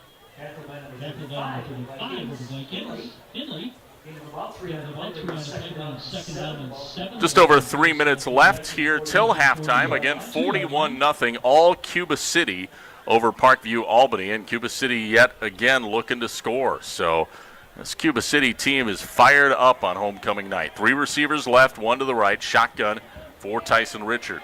Cummings to his right, takes a snap, looks left, rainbows deep downfield. It is caught. What a grab! Oh my goodness! Number 16, Caden Brandt. Brandt came back, waited for the ball, one arm caught it, and then hauled it in with a defender right on him inside the 10-yard line. That'll set up a 1st and goal at the 9 for the Cubans. Odell Beckham, eat your heart out. One-handed catch, defender on him. I mean, that was good coverage, but awesome reaction there by Caden Brandt to haul in that pass and get a nice first down in the Bitech green zone. That's right, about 34 yards on the reception. 1st and 10, 1st and goal rather, Cuba City at the 9. Richard working out of the shotgun, hands it off. This time it's a runner to the left. That is number 10, Pickle, as Trent Pickle is stopped about at the 1-yard line, and that'll set up 2nd and goal from the 1. So he picks up 8 yards, and the clock continuing to run. 2:06 to go again. We have a running clock now the remainder of the game, regardless of even if Parkview Albany scores. Right. So not till, that's right, not till second half. halftime. But I don't think anybody would mind if we started it now. Minute 47 to go. And working out of the shotgun once again, it is Richard. 2 receivers left, 1 to the right. And it's a handoff. It is Pickle running right. Is he in? No, they're not going to say he's in. The far line judge is spotting him down shy, so it's less than a yard to go. I thought he would grind his way into the end zone there, Tyler, but didn't quite get in. Yeah, looking like he was going to push his way forward, but the tackler was able to adjust his direction. Instead of going north and south, knocked him east and west, and where the ball lands right at the goal line. Clock is approaching 1 minute left till halftime. Now they're going to have a tighter formation as Richard is going to be under center. Pickle right behind him. And it's a quarterback sneak, and yep, he'll walk right in. So a touchdown from Tyson Richard on the quarterback sneak. And Cuba City now up 47-0 here over the Parkview Albany Vikings. So what an emphatic night of football for Cuba City tonight. I tell you what, getting off the schneid is one thing. What they're doing tonight is impressive. You think they had a chip in their shoulder coming into this game and trying to establish themselves as probably the best 0-5 team in the state? Right. I mean, it sounds funny when you say a statement like that, but they're kind of proving it out there right now. Here comes Bush to kick the extra point. This one looks like it's good. It is. The extra point is good, and it makes it 48-0. Cuba City on top with 49 seconds left until halftime.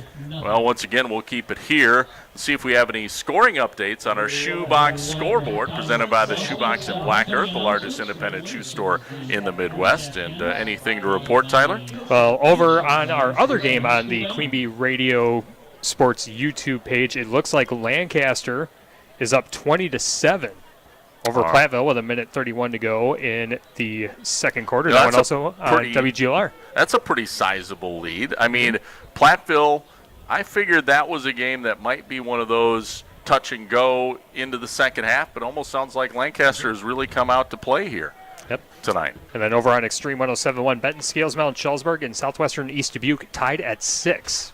Now that doesn't surprise me at all. I really thought that was maybe the game of the night as far as matchups. Although the River Ridge Blackhawk Warren game could argue for that too.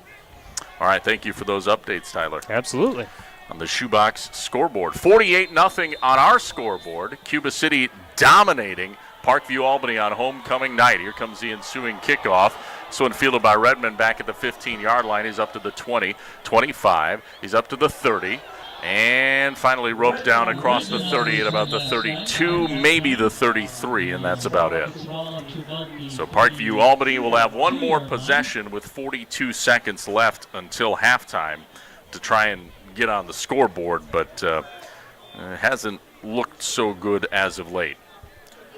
They had a turnover on downs in 4 plays 2 drives ago, and then the last play was a 1-play fumble and turnover. So last 2 drives in particular. And if you go back one more, there was an interception that was returned for a touchdown prior to that. So not a good night for Parkview Albany. It's been all Cuba City. Here comes a handoff. This is going to go to Finley, running around the left side, and not much real estate there, maybe a yard or 2. That's about it, as he is met and immediately knocked down. And Grayson Kramer coming out of the game again. He took a big shot as he was exchanging the ball. I think it was Cody Hotaker who came through and laid the wood on Kramer in the backfield. Fortunately for Parkview Albany, no forced fumble or anything like that, but another tough thing for Parkview Albany to overcome. Yeah, Kramer out. He's on the sideline, and Aiden Crane is back in, the backup running back, or backup quarterback, rather, and that's another run up the gut, this time by Redmond, and that will be the final play of the first half. 48-0, Cuba City on homecoming night, dominating the Parkview Albany Vikings. What a HOCO 2022 for Cuba City tonight. Absolutely can't ask for a better game for Cuba City, especially after the way the season has gone so far, losing big, by double digits in essentially every game. But here, dominance in all 3 phases of the game. Awesome job by Cuba City, and definitely, as you said, a homecoming to remember for the Cuba City Cubans. No question about that. Cuba City up 48-0 over Parkview Albany, and we'll be back with the Peterson Agency halftime report. That's coming up next. It's brought to you by our friends at the Peterson Agency in Argyle. More after this on Super Hits 106. You're a hard worker. Provide for your family. Do good things in the community. You've been there for so many.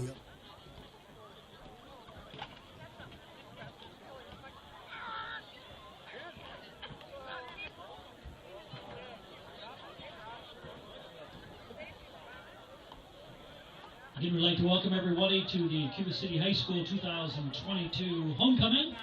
And the first thing we're going to do is we're going to announce one of our homecoming royalty.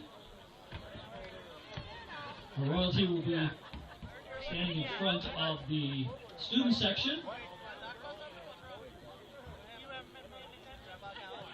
First of all, our freshman representatives are Xavier Torres and Braden Longhenry.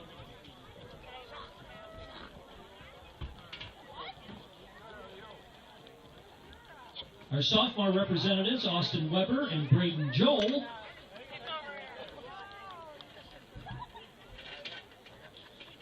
Our junior representatives, Chelsea Hartle, Andy Miller, Wyatt Liss, and George Mendez Cuellar.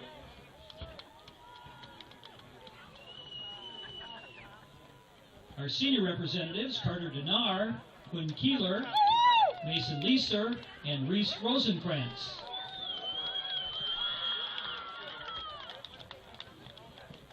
So again, let's have a big hand for our 2022 homecoming royalty members.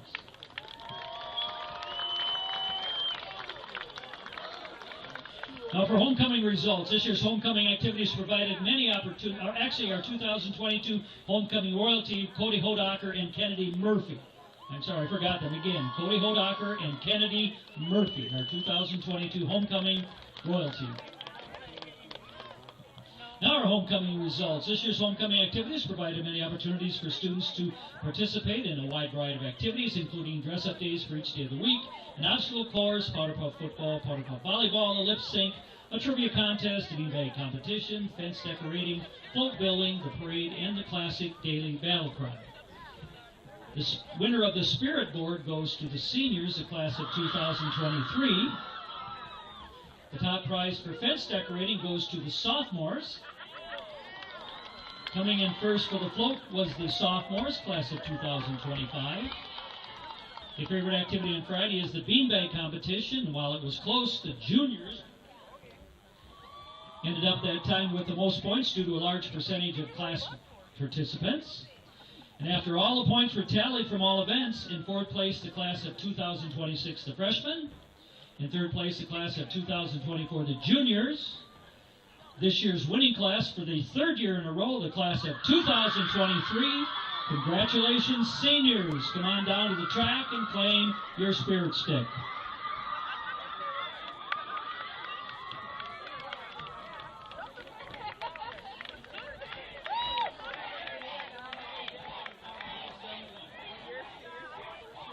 And again, thank you for all of the great spirit that Cuba City High School's students showed this week. It was a fantastic week. Good way to celebrate the 2022 homecoming.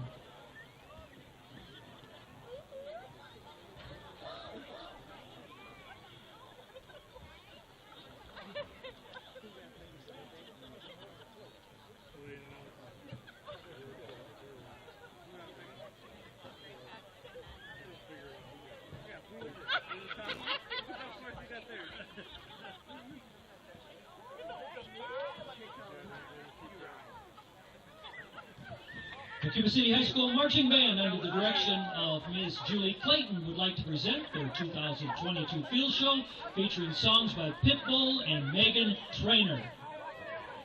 Drum major Megan Ballback. Is the band ready?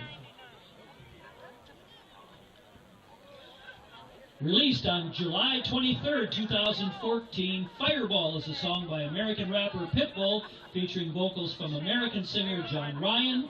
The song peaked at number 23 on U.S. Billboard Hot 100. The single was certified triple platinum in 2020. This is Fireball.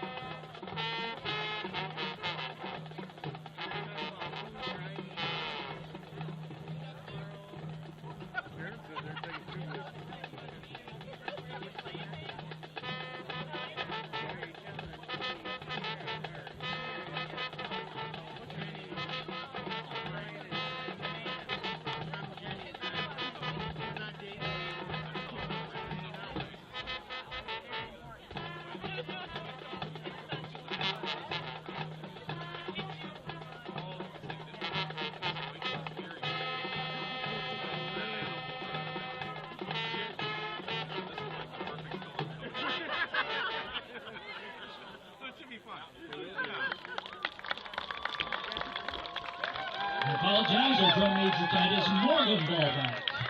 Released on July 23rd, 2014. Or rather, this song is also debuted in 2014. Megan Trainor's second single is a retro-tinged doo-wop filled with girl group harmonies and bubblegum pop hooks. This is Lips Are Movin'.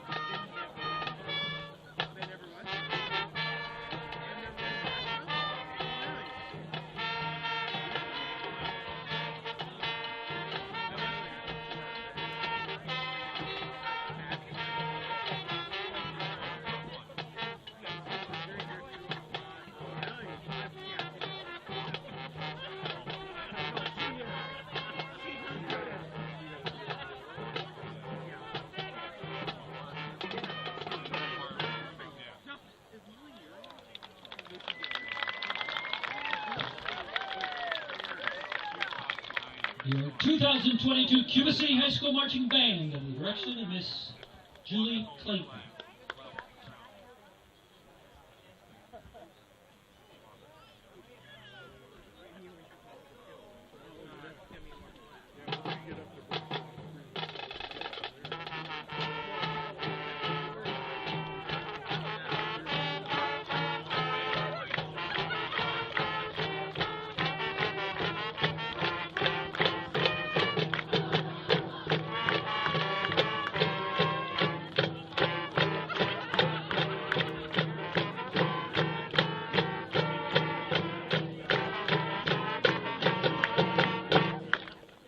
Let's have a big hand for our 2022 Cuba City High School Marching Band.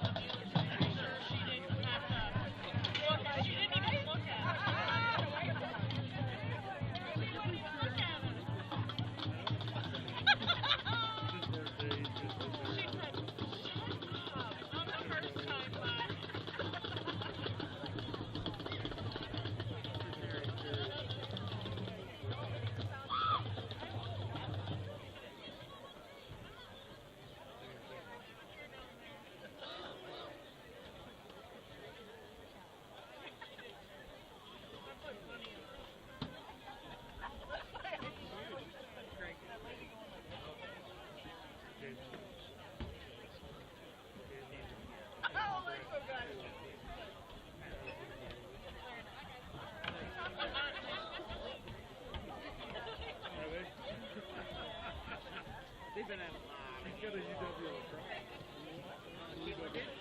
Yeah. She's got a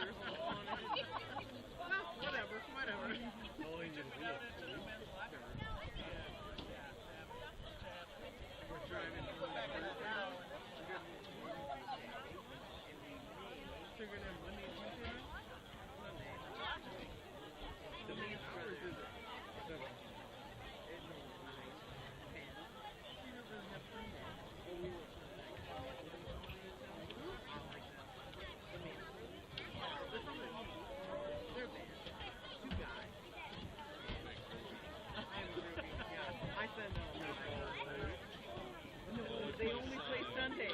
They have all Monday, Tuesday, Wednesday. Aaron's like, that's it. We're leaving early. You guys will be good enough at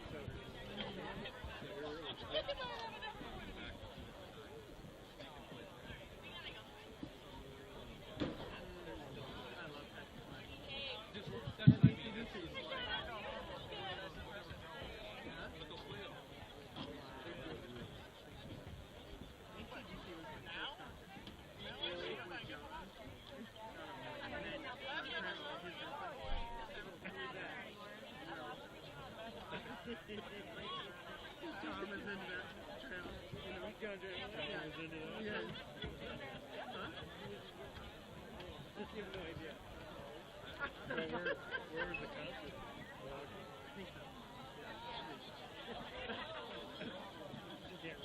In Game 7.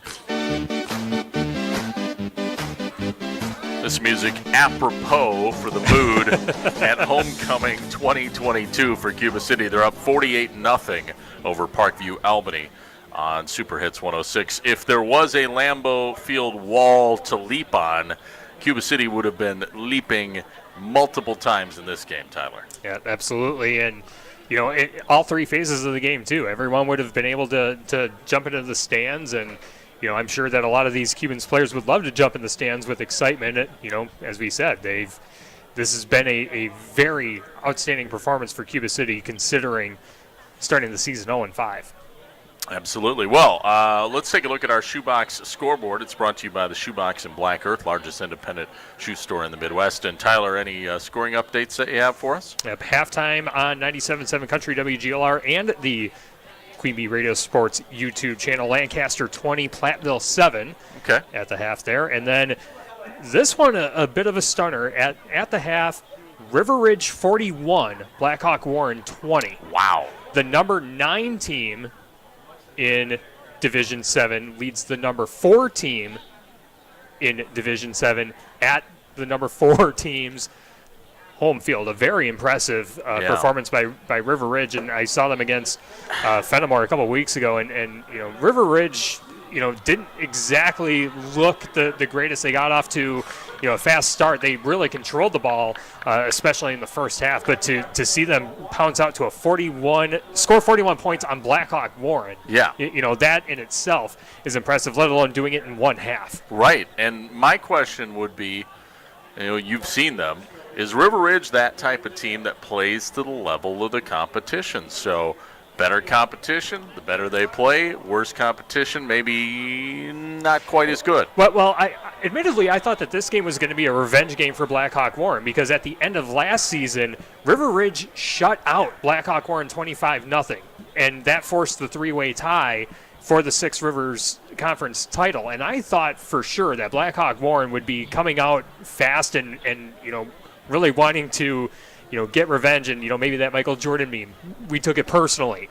but you know, River Ridge, you know, showed up, and obviously, you know, showing out, they're still undefeated, and now I think this kind of changes the landscape of the Six Rivers, especially if this score holds. I think so too, and it makes you then wonder, how good is River Ridge? I mean, they're good, obviously, but maybe they're better than even we thought they were. Well, the second half of the season, is going to be very interesting, especially in the Six Rivers, because all of those top teams are going to end up playing each other at some point. River Ridge still has to get through Potosi-Cassville, Southwestern East Dubuque. Like, there's no easy games. They did have, a very favorable schedule to begin with, and I'm sure, when you think of teams like Highland, you kind of expected them to be better than, they were at the beginning of the season. But, looking at how the schedule is, shaking out, River Ridge now kind of becomes that front runner, and it essentially becomes their conference to lose,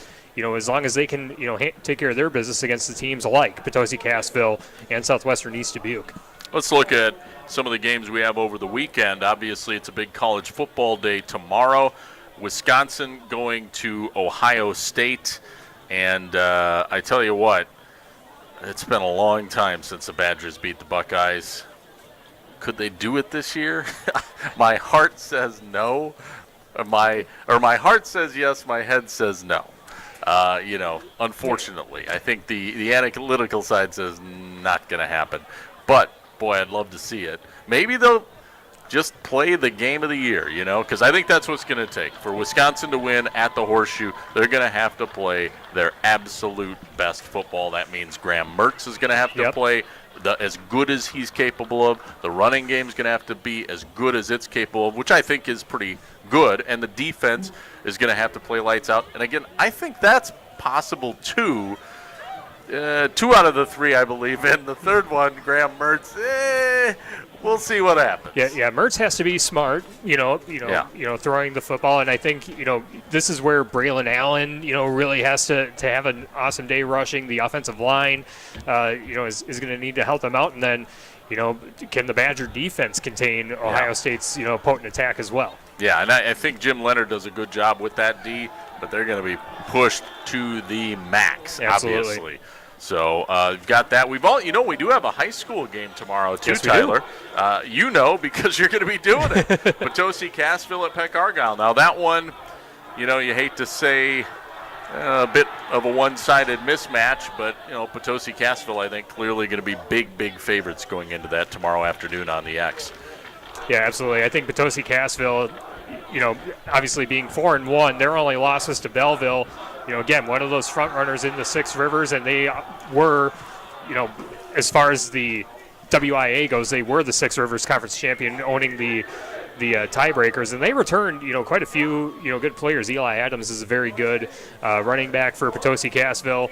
I don't want to say that it's going to be a tune-up game for the Chieftains by any stretch, but, like you said, it's going to be they're heavy favorites. Pretty favorite for Potosi-Cassville to come away with. All right, and then looking ahead to Sunday, Packers at Buccaneers. Thoughts, Tom versus Aaron, with no Mike Evans. That's I think that's a big advantage for Green Bay. Well, who are the quarterbacks going to throw to? I think that's the question. Yeah, Sammy Watkins looks like he's out for the Watkins Packers, is coming up, and I think this is an Aaron Jones, A.J. Dillon type of game, honestly, for Green Bay.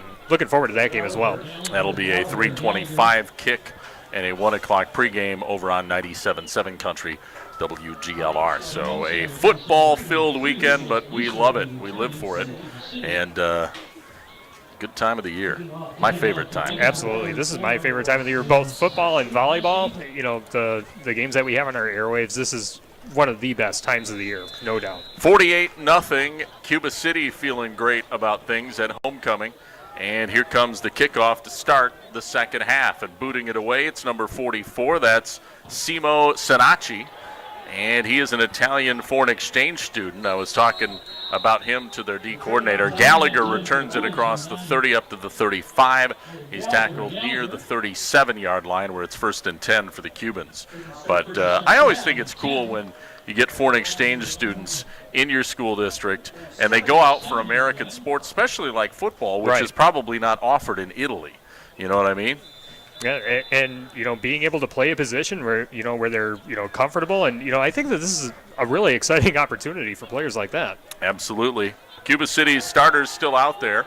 It at least for the time being. Richard going to hand it off. It's Cummings around the left end. He's hit, spins out of a tackle, and then falls forward and picks up close to 5 yards, maybe 6 on that scamper across the 40 up near the 43-yard line. Good blocking up front by Cuba City again, kind of forcing the issue at the line of scrimmage, pushing the defensive line back for Parkview Albany. Nice run there by Cummings. Yeah, we'll call it 5 on the carry, 2nd and 5 coming up.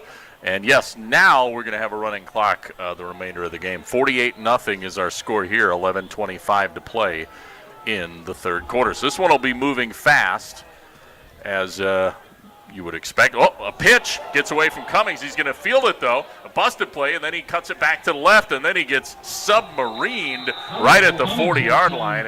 It looked like the tackler is the one who took the worst of that hit, too, and he is slow to get up. It's number 44. That is Simo Sanacci, the Italian player that we were talking about, and you know, that's one of those situations where Simo probably didn't realize when the running back was coming back his way. I'm just not sure he saw that collision coming. So, you know, kind of worse for the wear on that one. Usually it's the running back who takes the worst of the hit, but that time it was Sanocci. And now it had a holding penalty against Cuba City that's going to back him up even more. But like you said, Sanacci, you know, probably got blindsided, you know, based on, you know, the way that sequence ended.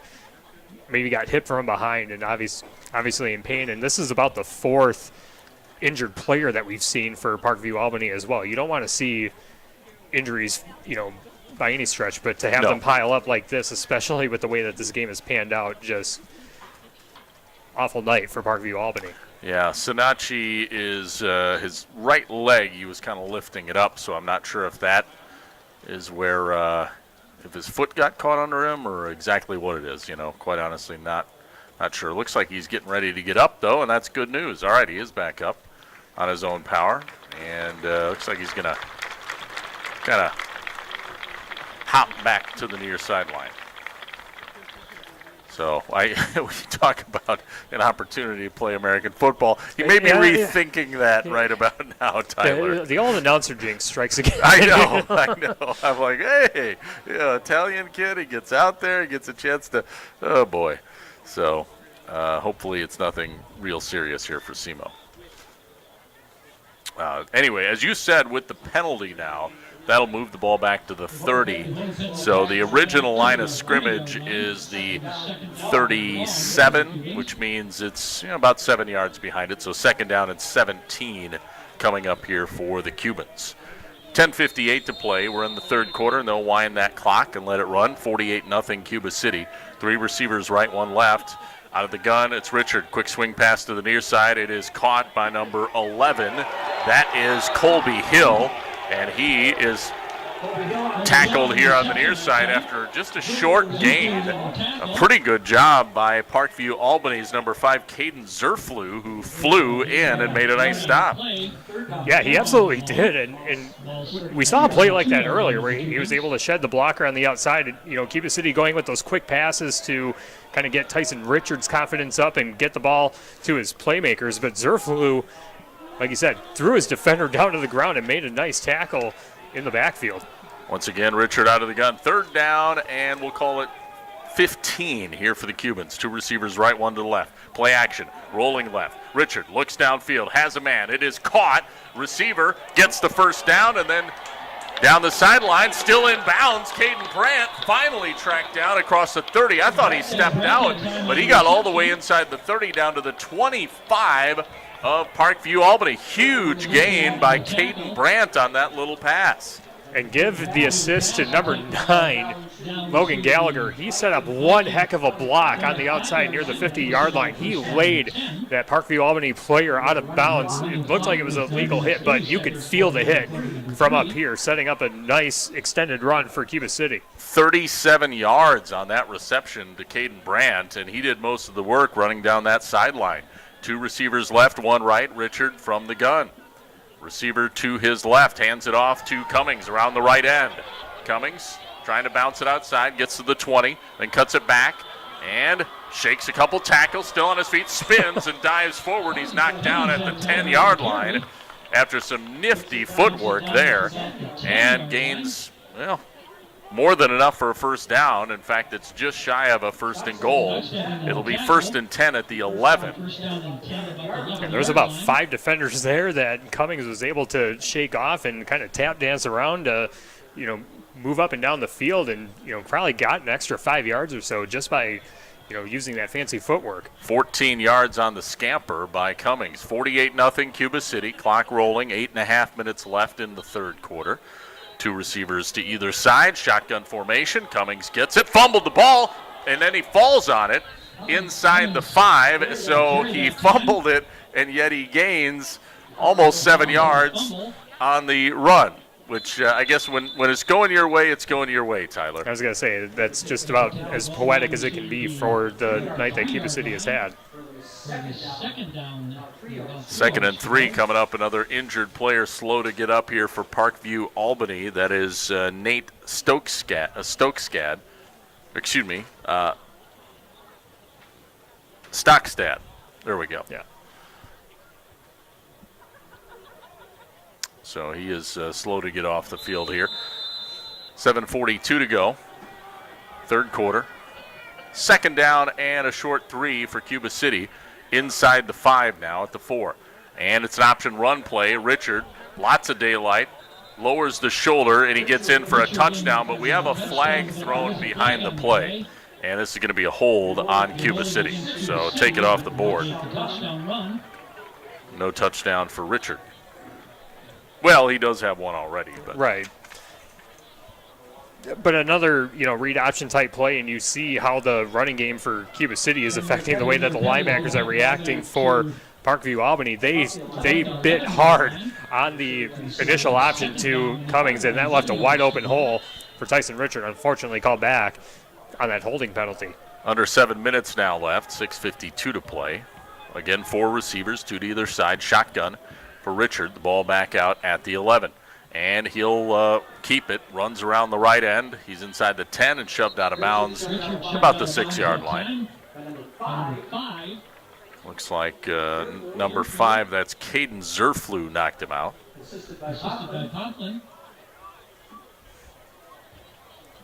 So it'll set up a 3rd down and long here for Cuba City. They can still get a first down inside the 1-yard line. I don't know about you, but Zerflu is kind of a dark horse nominee for scrapper of the game. He's really, showing how impressive he's been. He's a little guy, but he's playing with some heart. And you're right, that is kind of the definition of a scrapper, isn't it? 3rd down and long, 3rd and 8. Handoff to Cummings, right side, cuts back, still on his feet, and going to be stacked up near the goal line. Is he in? No, but he may have a first down because again, to get a 1st and goal, he needed to get inside the 1. He's very close to that. What do you think, Tyler? I think he's just short. Yeah. Just short. So, little scamper, but not enough. And here we go. 4th down and a timeout taken on the field by Parkview Albany. 5:32 to play. It's 48-0 Cuba City. Thank some sponsors while we have a little time. They include Donnie's Tire and Auto in Dickeyville. Call the only hooker in town, Tyler, for 24-hour towing service, 568-3014. 568-3014. They got you to chuckle. That was the point of that line. Your home for excellent car care is Donnie's Tire and Auto in Dickeyville. See, they've got a tow truck that's got a hook, Right. So it's the hooker. Well, the best part about that ad read, if you ever hear Mark Evenstad do it, he goes all out and sells that read. The only hooker in town is the way that he does that. Well, he's very confident about yes, he is. that, isn't he? Cuba City Collision Repair, a sponsor too. Cuba City Collision Repair is a recommended location by a long list of satisfied customers. See Joel Groom and crew at Cuba City Collision and Repair. Here we go, 4th and 1 from about the 2 for Cuba City. Richard under center, hands it off to Cummings. He's hit and he fumbled, and this is going to be a stop by Parkview Albany. So you look for small victories if you're Parkview Albany, but they stop. They hit Cummings in the hole, force a fumble, and the fumble is recovered by number 68, Nick Stokescad. And it'll be, Parkview Albany football here with 5:09 to play, third quarter. Yeah, that was a great individual play by Stokescad. He was able to get through the line of scrimmage, and when he came free, he got a hold of Cummings in the backfield, forcing the ball to come loose. Another great individual effort by this Parkview Albany Vikings team. And I love to see Parkview is fighting still. Yes. You're down 48-0. You could easily throw in the towel. They're not. They're still playing and still fighting hard, and you got to respect that. And here comes a run play up the gut. I believe it's Redmond, the ball carrier, and he is stopped near the 5-yard line for a gain of close to 2. Clock continues to roll here in the third quarter with 4:24 to go. So Parkview Albany took over at about their own 4 to start this possession. So not optimal field position, but still, again, a big stop. 2 receivers left. Under center, it is Kramer. He has been dinged up in this game, but he's back in there. And it's a handoff. Run up the gut here by Finley. And he's able to get about a yard and a half or so. And Cuba City is, keeping a lot of their starters in the game right now, obviously with the game being out of hand. But the thing is, they're all like sophomores, right? Right. You can't really, go deep into your bench and, try and get some more experienced players in, because the players that have the most experience are the ones that are in there right now. That's true. 3rd down and 7 here for Parkview Albany. Handoff, Redmond hitting the backfield again, and there's nowhere to go. It'll lose a couple yards that time. Great pursuit by the Cuba City defense, and they just swarmed him under. I think, too, this gives an opportunity for Cuba City to maybe work on some things and stuff that they maybe not have been able to work on in some of the previous games that they've had. Brody Millman is a man. He is 6'7", 318 pounds, and you can't miss him in the middle of that Cuba City line. Not that size. That is a man right there. So I wouldn't want to have to try and run up against that either if I were Parkview Albany. Another timeout taken on the field here. 48-0. Again, Cuba City all over Parkview Albany as they're facing a 4th down and long coming up. Game brought to you by Mound City Bank. Their total line of credit allows you to use the equity in your home to do the things you want. Stop in to Mound City Bank to apply. Offer subject to approval, member FDIC, and an equal housing lender. Learn more at moundcitybank.com. Yeah. Speaking, you were talking about volleyball going on this time of the year, too. Exciting. Both of my daughters play, and my oldest daughter, she's in high school now, so they have a JV tournament this weekend. Oh, nice. Saturday in Belmont. So I'm kind of excited. A little wall-to-wall volleyball for the Spangler family. It should be fun. Yeah, and Belmont's volleyball team, some aspirations there. Especially a lot of those girls are on the girls' basketball team as well. Here comes a punt by Gage Pomplin, going to be fielded by Bush at the 30. He's to the 25-20, cuts back at the 15 to the 10 to the 5, cuts back again, and he's in. Another punt return touchdown. This one from the 30 by Will Bush. So it's a 30-yard punt return for a touchdown by Will Bush. That is Bush's second touchdown of the game. 54-0 the score here in this third quarter. 2:48 to play. And we've got the backup kicker out there again. That is the other Bush. That's Landon. He's a freshman. Listed at 5'9", and kicks it through. I don't know if I believe that, but he's listed at 5'9", and it's 55-0 Cuba City on top of Parkview Albany. We'll be back with more football homecoming night in Cuba City after this on Super Hits 106. In Game 8, heat, power, and water are things people cannot take for granted. The elderly, disabled, the veterans. With record increases in basic costs of living, some people are struggling to keep these services on and their rent paid. If you are in danger of losing your heat, power, or water, call 1-800-506-5596. That's 800-506-5596, or apply online at www.heat.help. If your child has a big imagination, the Bell Tower Theater Kids Take the Stage classes is the perfect place for them. 6 weeks of fun begins the week of October 10th for kids in kindergarten through 6th grades. Registration deadline is September 28th and space is limited, so secure your child's spot today. Financial assistance is available. Call the Bell Tower Theater at 563-588-3377 or register online at belltowertheater.net. In game 8.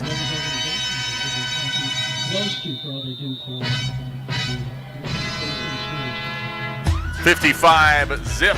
Cuba City on top of Parkview, Albany. Redmond going to return the kick from the 15. He's up to the 20, 25, and stopped right there in his tracks. So the clock will continue to run now. 55-0 Cuba City on top of Parkview, Albany. A minute ago, we had a 30-yard punt return for a touchdown by Will Bush. Well, some new numbers out on the field here for Cuba City. Still a few starters out there, but mixing in some new players. I see some bright yellow socks. I know I haven't seen those. Jordan Guile out there with the bright yellow socks. He's got the matching gloves, too. Looking good. Under center here, Kramer pitches it to Redmond around the left end. He's across the 30, 35, 40, still on his feet, hauled down across the 45-yard line. Nice run by Carson Redmond. It's probably his best run of the night as he rips off a big gainer and gets up to the 46-yard line. And like you said, you love seeing the team still continuing to compete and trying to get those reps and those experiences in. That was a great run by Redmond and give the assist to the offensive line. They were able to push that defensive line back against Cuba City. Backup quarterback Crane in, gives it up to Redmond, up the gut, gets across the 50, gains about 4 yards, maybe 5. Redmond, he's a workhorse. He is hammering away in there, despite his team getting beat down 55-0. Now, like I said, Parkview Albany, it's easy at this point in a game to just throw in the towel, but they're not quitting. No, you love seeing the effort. You love them, seeing competition as best as they can. Crane under center, I formation behind him, gives it to Redmond, up the gut, and not a whole lot of real estate that time. Looks like Hunter Welter, big number 71, helped clog the middle that time for the Cubans. And a couple more yards. It'll set up a third down and about 3 for Cuba City, or for Parkview Albany, rather. This will likely be the last play of the third quarter as well, as we're under 20 seconds. That's right.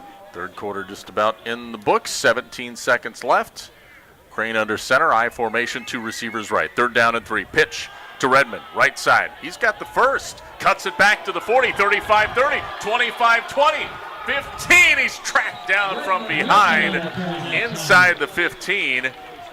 And I think that was Guile, Mr. Yellow Sox. He got him. It looks like it in another injured it's Viking. Redmond. Yeah. Unfortunately, it's the running back Redmond who he was caught by the ankles, and that's what it appears is just maybe extended or twisted those ankles right at the last second. I mean, he probably saw pay dirt because, as you said, this Parkview Albany team hasn't scored since when? Since their game against Highland on August 26th. They've been shut out in the last 3 games. So, anyway, time has expired in the third quarter. So we'll head to the fourth with the score 55-0. Cuba City on top of Parkview Albany. Back with the fourth quarter next on Super Hits 106. A new set of breathtaking wildlife images has been introduced to Thomas D. Mangelson's A Life in the Wild photography exhibit at the National Mississippi River Museum and Aquarium. Thomas Mangelson spent over 40 years traveling the world to capture these award-winning images for his gallery. A Life in the Wild is produced by David J. Wagner in partnership with Thomas D. Mangelson and sponsored by the Grand Harbor Resort and Water Park and TH Media. The gallery is included with general admission. Visit rivermuseum.com to learn more. This is the time of year for a scenic drive to Oakwood Fruit Farm. Apples are everywhere, including McIntosh, Cortland, and Honey Crisp. Come pick your own grapes and enjoy apple cider, homemade caramel apples, take-and-bake pies, apple cider donuts. Don't forget the top choice grass-fed beef, fall mums, and much more. Open 9 until 5, 7 days a week. Oakwood Fruit Farm, south of Ithaca on Apple Ridge Road. Just follow the signs. Oakwood Fruit Farms, that's the one for family fun. Oakwood Fruit Farms, that's the one for In Game 9. We're back at Cuba City High School. I'm Rob Spangler, joined by Tyler Dictatus, Wolf Construction broadcast booth. And not good news for Parkview Albany. Carson Redmond, who's been the workhorse here tonight, especially late in this game. He's looked really good. Unfortunately, slow to get up and has to be helped back to the sideline, so you don't like to see that. Parkview Albany, though, has a first down deep in Cuba City territory here as we get back to the fourth quarter. 1st and 10 at the 13. It'll be a run play up the gut, and they get close to the 10, maybe down to the 11, as the ball carrier is number 32. That is Sam Vogt. And for Parkview Albany, starting quarterback injured, your workhorse running back injured, a number of injuries along the line. Well, the other running back, Luke Kramer, also looked like he got banged up in this one, and I haven't seen him come back. Right. So both running backs out and quarterback. Your entire backfield, basically. Yep, and the quarterback right now is a freshman. Yeah. And he'll hand it off to Finley, who hits the hole and dives ahead inside the 10, gets down maybe to the 8. So not a bad run there. 3rd down and close to 5 coming up here for Parkview Albany with 11:08 to go in the ball game. Well, it's, you're Parkview Albany. You haven't scored in 18 quarters. So this is 2-down territory, isn't it, Tyler? Yeah, absolutely. And I think if Parkview Albany can come away with some points here, I think that's a confidence booster, in itself, just given the depth that they're down to right now. Hand off to Finley. He's not going to get there, though. He's going to be stopped at about the 5, which is close to the first down sticks, but it's a little bit shy. So that'll set up a 4th, and I would say manageable situation here. 4th and short for Parkview Albany.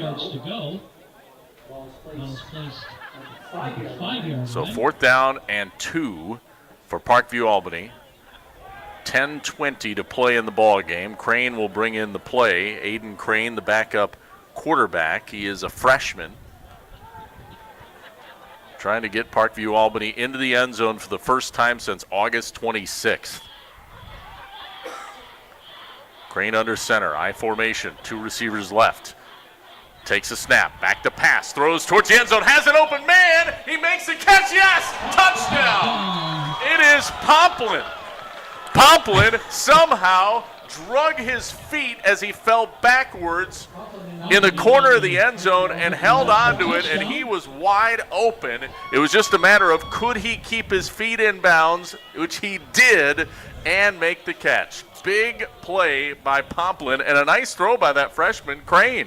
Yeah, Aiden Crane had some pressure in his face. He was scrambling to his right, and the pocket was collapsing on that right side, too. That was a tough throw to make, a tough pass, a tough catch, but what a way for Parkview Albany to get the skunk out of the box, as far as scoring. That was one heck of a highlight reel play for the Parkview Albany Vikings. Both teams have gotten off the schneid tonight. And here comes a 2-point conversion attempt to Finley. He lowers his shoulder, and he's in. Wasn't sure he got hit right at the goal line, but apparently got just enough to get across the line, and it makes it 55-8. Parkview Albany has scored, and as you said, that's got to feel good. Well, just given the circumstances of the players that you've lost to injury, this evening, and, for how long it's been since Parkview Albany's gotten on the scoreboard. That is one heck of a drive for Parkview Albany, and great plays by some, a freshman quarterback and, some players that, probably normally wouldn't see a lot of time on the field. No doubt about it. Wow. 9:54 to play. Again, we do have a running clock. It's 55-8. Cuba City all over Parkview Albany, but again, Parkview Albany had not scored since that game against Highland back on August 26th. They actually did score 2 touchdowns in that game. But, get a touchdown here, 2-point conversion. Got to feel good about themselves. And, again, get off the schneid at least as far as scoring goes. Cuba City going to get off the schneid as far as winning goes, but you'll take baby steps, especially when it's been a rough year like it has for Parkview Albany. Yeah, any victories that you can take, you absolutely take them in any form, and you just hope that a lot of these players that, have gotten hurt tonight, they can, recover and finish out the season. Tough season this year. Obviously, they didn't win a game last year either, but, you really want to see these kids, give their best, and it's, kind of disheartening to see them give their best effort, and it just doesn't, show up in the win column. Well, the Italian's back out there. Simo Sinacci is going to kick off, so he's back out there and gets a good one off. Wow, this one will be fielded all the way back at the goal line by Gallagher. Gallagher now turns it up to the 15, to the 20, to the 25, to the 30, to the 35, 40, 45, 50. It's a foot race, 40, 35, 30, 25, 20. Oh, he stepped out of bounds. Oh, yeah, because otherwise he was going to score. But he was tackled by the white powder on the out-of-bounds line. So Gallagher stopped, and we have another injured player on the field for Parkview Albany. They're going to mark it at the 36 of Parkview Albany. So that is a heck of a return. Make it a 64-yard return, 63-yard return by Gallagher. But unfortunately, another injury. Boy, you just don't like to see that. 9:38 to play here in the ball game. 55-8, Cuba City on top. Didn't get a good look at who the injured player was. Did you get a chance? No, I didn't see the number, and now he's back up. Oh, 62. it's Pomplin, isn't it? Yeah, it's the guy who caught the touchdown, their tight end, Pomplin. I didn't see what happened, but he's walking off on his own power. That's good. That's good. Oh, we want to thank our touchdown sponsor, Southwest Asphalt Sealing and Striping, of course. Last touchdown brought to you by Asphalt Sealing and Striping. Call Jeff for crack and asphalt sealing and striping needs. Just say no to crack.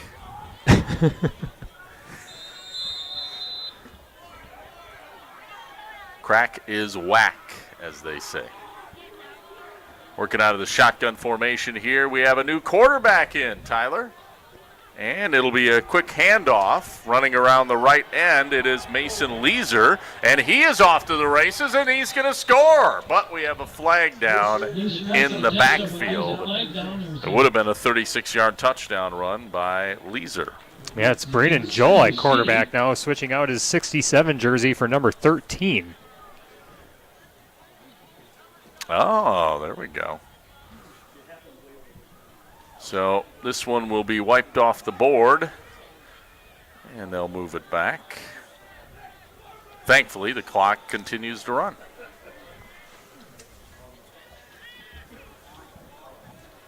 And obviously, the scoreboard very much in favor of Cuba City, but I think Guy Kopp is going to be preaching to his team to finish strong, putting a complete game together from start to finish, obviously going to some reserves now, but, just being able to finish a game from start to finish, I think that this is the way Guy Kopp wants to close it out. As you said, Joel is in there. He'll hand it off this time. It's a run to the right by Andy Leffelholtz around the right end. Picks up a good 7, almost 8 yards on that run.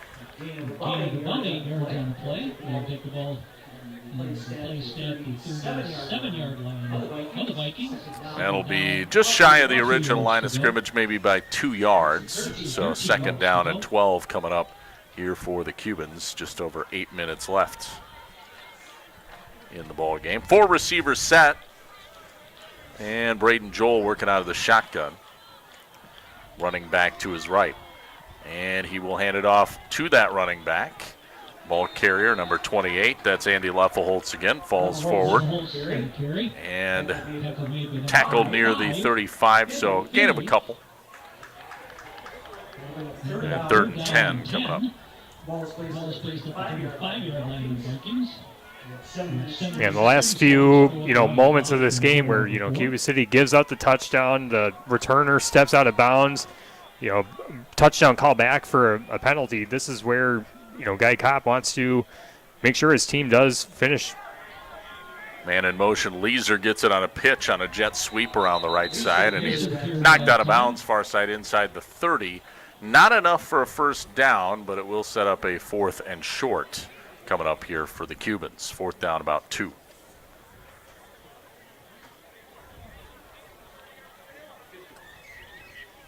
So we'll see if they go for it or punt it, or I imagine they're going to go for it. Yeah, I'm sure they're going to go for it here and, just continue to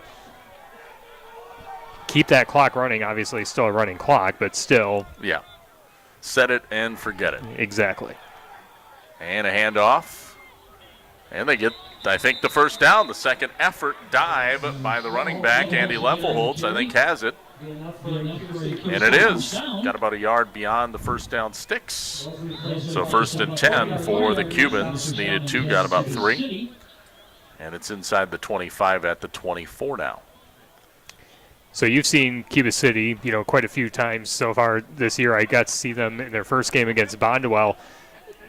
This offensive line for Cuba City has really shown some confidence and has, been a lot more physical than what I've seen. I'm not sure how much you agree with that or not. No, I totally agree. And they open up a hole right here for Leffelholtz, who's still on his feet. And he's inside the 10, the 5, and tracked down there near the 4-yard line. But, yes, I totally agree. They have gotten tougher and more physical, I think, as the season's gone along. And, they've taken their lumps.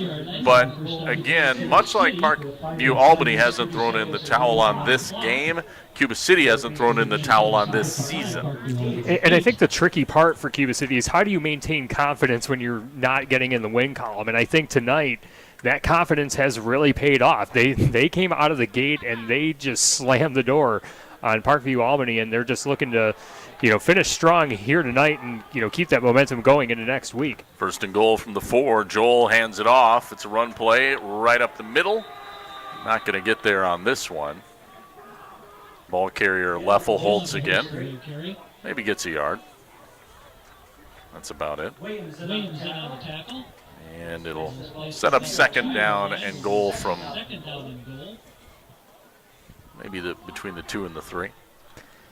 And we'll talk about Cuba City's defense, too, because the way that the defense has played, the defensive line, the linebackers especially, whether it's up the gut or, on the outside edges, they've been able to contain the run there. There's some nice things to put on film that, hopefully Cuba City can put something together before they face Darlington in that potent running game next week. Here comes a handoff, and diving in for the touchdown is Leffelholtz. So the backups get on the board as well for the Cubans, and it's 61-8 Cuba City. Boy, feels good on homecoming night when even the backups score. Yep, absolutely. Extra point attempt coming up. We got the backup kicker out, too. He's getting a lot of work in. Bush. Landon, just a freshman, has had a few extra point tries. Some confusion on the personnel for the extra point. Yeah, they needed Millman out there. That's a big hole to fill. 6'7", 318 pounds of it, and the extra point is good. As booting it through is Bush, 62-8. Now the score with 4:25 remaining in the ball game. We'll keep it here. Yeah, looking ahead to tomorrow, the game you have, Potosi-Cassville at Peck Argyle. Again, going into that, you don't want to presuppose everything, but you certainly feel Potosi-Cassville is favored going into that matchup. Well, just looking at how Potosi-Cassville has played, this season 4-1, only loss coming to Belleville, which, as you saw last week when they played Cuba City, Belleville's only allowed 1 touchdown each game. They haven't been able to get the shutout, but still, when that's the only blemish on your record, and you've beaten teams like Benton Scalesbound Schellsburg, who they defeated last week, that's a very good football team. I don't want to say that they're under the radar, but they're very much in the mix, especially in that Six Rivers Conference. Yeah, Belleville, the takeaway I had from them is that might be the best receiving core I've seen at the high school level in quite some time. I mean, they've got 3-4 deep, really good wide receivers and a great quarterback, too. And I think there were some question marks for Belleville coming into the season, too. They graduated a lot of key seniors on that team that had some major aspirations. They thought that they were going to be contenders in the SWAL, but this year, the defense, absolutely playing their part, and like you said, the receiving core, probably one of the best in Southwest Wisconsin, if not the best. 4:25 left in this game. 62-8, Cuba City, all over Parkview, Albany. Here comes the ensuing kickoff. Sam Vogt going to field it at the 27, takes it across the 30, up near the 32, maybe 33. 1st and 10 there for Parkview, Albany. Parkview start first down and 10 at their own 33-yard line. And again, the clock is moving. We're just about 4 minutes left in this one. A lot of clean jerseys out there now. Yep, a lot of new numbers out there as well. Aiden Crane on the field. He is the freshman quarterback. A little confusion there about their lineup. Looks like Finley is going to be the deep back. Now we're going to have a timeout taken on the field by Parkview Albany. So, yeah, a little confusion there as Finley was supposed to be Danny Finley, the running back, but he didn't initially line up in that position. So, a little bit of confusion here. 3:38 to play. Yeah, as we mentioned, Badger football tomorrow. Wisconsin at Ohio State. Big game. And then Packers at Buccaneers. Yeah. So, good football weekend. Yeah, really good football weekend. Big games for the Badgers and the Packers. Who do the Vikings have this weekend? Detroit at home. So, And but Detroit looks better. Detroit's a sneaky team, I Yeah, think. Well, I mean, they were on Hard Knocks this year, so I don't think they're going to sneak up on anyone. But yeah, that's a team that can I think make some they're noise. dangerous. Yeah, I think they they're are. dangerous. So they have my attention this year Yes, for sure. absolutely. It's not an easy win. Under center, Crane here, I formation behind him. He'll give it to the deep back. Yeah, ball carrier swallowed up, but not after, ramming through maybe 3-4 yards. Nice run. That was number 4, brand new running back in there, Cameron Parker. Parker, a freshman. So lots of underclassmen out there now. 2nd and 7 coming up. Well, as we mentioned in the Rally Cheese pregame show, Parkview Albany only has 4 seniors on the team on a roster of 34. So there's a lot of underclassmen on this team as is, but now your depth is really being challenged with all the injuries that they've had tonight. Parker around the right end, lowers his shoulder, and I think may have a first down. That's a pretty good run by Parker. He's a little slow to get up, though. Just needs to catch his breath. You know what might have happened if you've ever those of us who played football back in the day, a long time ago, if you land on the ball wrong and it hits you in the stomach, it can knock the wind out of you. And I almost think that might be what happened to him. Well, he did also take a pretty big hit from number 6, Jaron Hazen, the 6'2 senior for Cuba City. He came in and kind of popped him with his shoulder right at that first down marker, so that could be a contributing thing too, where if you take a big hit and you land on the football, that's not a pleasant experience. I know that for sure. Yeah, if you've ever, at least he's holding kind of right below his rib cage there. If you've ever had the wind knocked out of it, like completely knocked out of you, it is not a good feeling. Yep. Let's put it that way. And something else to take into consideration, too, for this game in particular, this is our first, kind of cold weather game, so those hits sting a little bit more in the colder weather. 3rd down and 1 coming up here. There, he was just shy of the first. They'll hand it off, and it's a first down run up the middle by Finley. Finley is ripped down by number 23, Mason Leeser. Good hard tackle by Leeser there. Clock continues to run. We're approaching 2 minutes left there. Across midfield now at the 48 of Cuba City for Parkview, Albany. 2 receivers right and I formation in the backfield behind Crane. Crane going to pitch it to Finley again, running right. Runs into his own blockers, falls ahead, maybe to the 45. Gain of close to 3-4 yards. Under 2 minutes left now. New D line in there for Cuba City. I see big number 55, Seth Nitsos, who is a junior. He's right in the middle. One of the D tackles, replacements in there. Here comes a handoff to Finley again. He's hit and met and taken down. Looks like Talon Venata got him. He's a sophomore.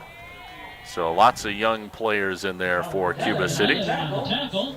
No gain on that play. 3rd down and 6 coming up here for Parkview, Albany. Again at the 45 at Cuba with just over a minute left in the game. So a couple more plays and we out. 2 receivers right, I formation behind Crane. Takes a snap, he's back to pass, throws over the middle, and it's incomplete. Wow, that was a dangerous throw because you could hear the Jaws theme song as Jaron Hazen, number 6 for Cuba City, was lurking in the waters, about ready to jump out and put the smack down if the receiver even tried to get that. Kind of one of those fortunate underthrows where if he would have caught it, he would have taken a pretty big hit come in that secondary. 4th down, 34 seconds left. They're going for it. 4th and 6. Here comes a pitch outside to Finley. I think he may get it. Oh, boy, he's close. Knocked out of bounds across the 40. He needed to get to, they're going to give it to him. He needed to get to just past the 40, and he did. He got to the 41, or the 39, rather, and that is just enough for a first with 10 seconds left. They're going to get one more play in, I think, here. And Crane will drop back to pass, and he will fire it deep downfield, and it will be incomplete, and that will be the final play of the game. 62-8 is your final score. The Cuba City Cubans defeat Parkview Albany, and we'll be back with the Culver's Cool Down post-game show coming up next here on Dubuque Super Hits 106 KIYX Sageville, Dubuque. Queen Bee Radio is giving you the chance to win tickets to the Minnesota and Wisconsin football game on November 26th. To win, sign up at the Ellenboro Saloon, I Don't Care Pub and Eatery in North Andover, Country Kitchen in Platteville, Ma's Bakery in Bloomington, and Krantz Auto Parts in Fenimore. We'll randomly draw qualifiers for our grand prize party at the Ellenboro Saloon October 4th at 6 p.m. It's the Queen Bee Radio Sports Getaway from the only stations in the Tri-States putting fans in the stands. Like any business, success in dairying is often determined by who you know rather than what you know.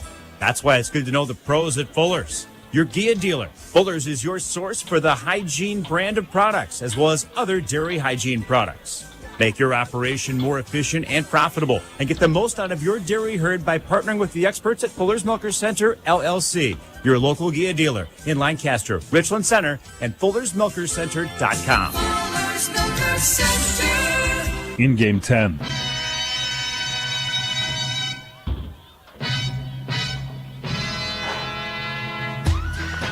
They're jumping around tonight in Cuba City as it's homecoming 2022 for the Cubans, and a big win, their first victory of the season.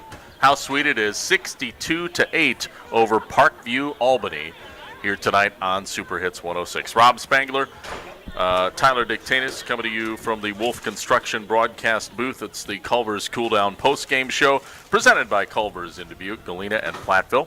And we'll take a timeout and be back to wrap things up. We'll look at the shoebox scoreboard coming up next. We'll also have our turning point of the game, drive of the game, and scrapper of the game all on the way here on Super Hits 106. Our final 62-8 Cuba City over Parkview Albany on Super Hits 106.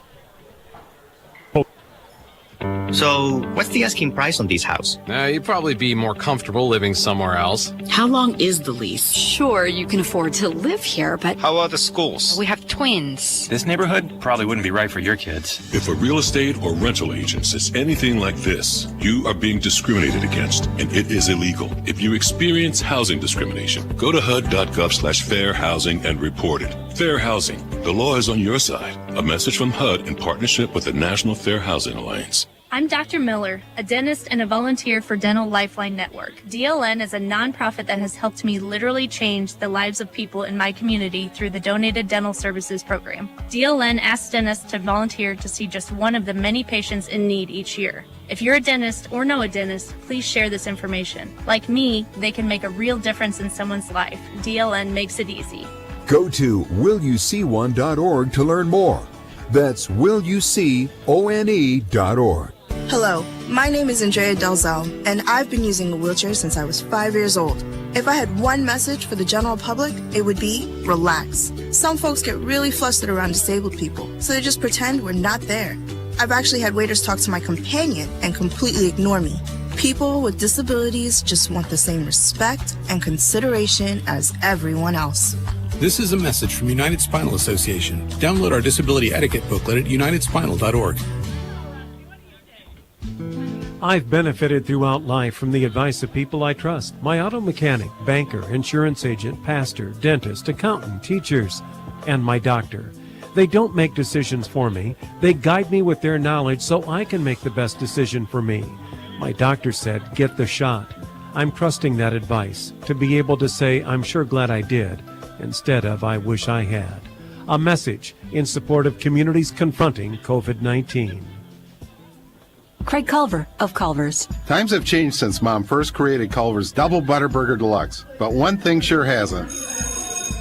Craig, what would you like to share for show and tell? This is a butter burger. Whoa! Fresh beef, never frozen, seared to perfection, topped with real Wisconsin cheese on a lightly buttered bun. Butter burger, butter burger, butter. Hungry? Stop in for one today. It's time for the Culver's Cool Down Postgame Show, brought to you by Culver's in Dubuque, Galena, Platteville, and Prairie du Chien.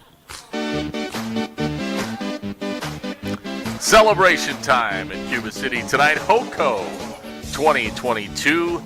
The Cubans celebrating with a 62-8 win over Parkview, Albany, and they get off the schneid. The Cubans' first win of the year. They're now 1-5.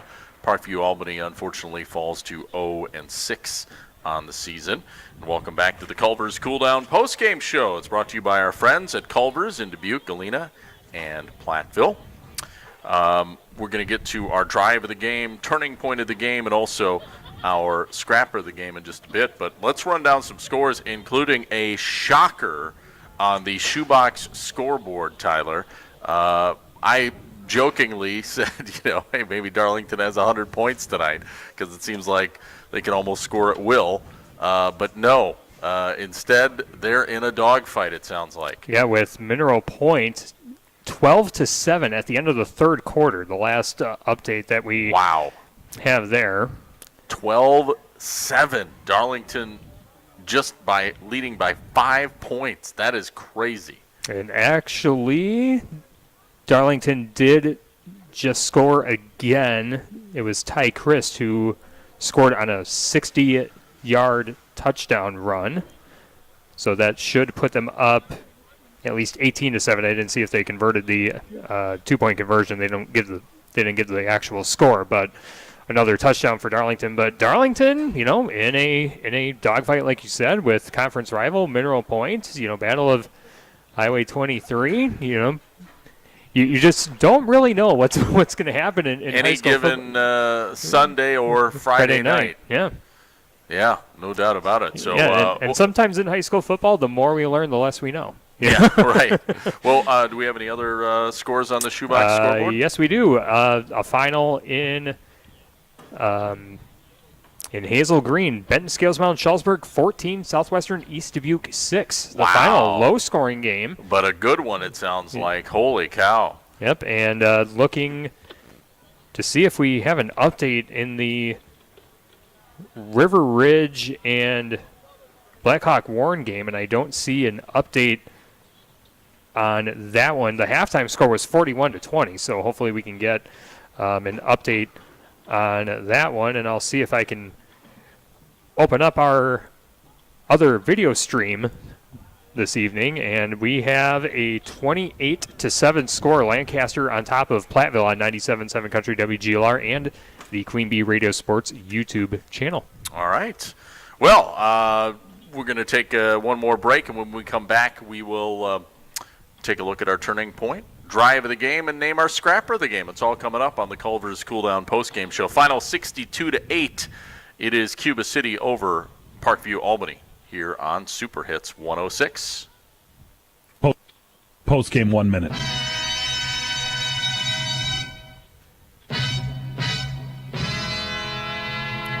All right, we're not going to break for very long. We have a running clock, too? Yeah, I guess so. I guess they're just telling us, all right, guys, let's wrap it up. Yeah, this game is a dog. Let's go. 62 it's homecoming. Let's wrap it up. All right, so let's first start with our we'll do our drive of the game. It's presented by Les Mack Chevy Buick, Les Mack Chrysler Dodge Jeep and Ram on Highway 61 North in Lancaster. Custom order your new vehicle today from Les Mack, where you always get more from Les. And, we talked about it. Cuba City scored on their first 5 drives. So what say you? Any thoughts on a drive that stood out maybe? I mean, for Cuba City's drives, there weren't any that were, of like great length or anything like that. They've been, very methodical. Throughout that first half, in particular, the sentimental pick for me is going to be the touchdown drive for Parkview Albany. Just again, not having scored in 18 quarters. I think just given the circumstances with you're down to your second string quarterback, your third string running back, and it's just this weird pass that your freshman quarterback has to make to the tight end in the end zone. Yeah, the tight end he kept his feet in. I was going to say it was a toe drag, but it wasn't really a toe drag because he had his heels towards the end line, so it was kind of like a heel drag as he fell out of bounds. Yeah, just an effort, there, and this kind of speaks to. What we were talking about in the fourth quarter. You love seeing Parkview Albany, competing, despite the score and just being down, with the injuries that they've had. For me, I think that's our drive of the game. Yeah, it was 55-0 at that point.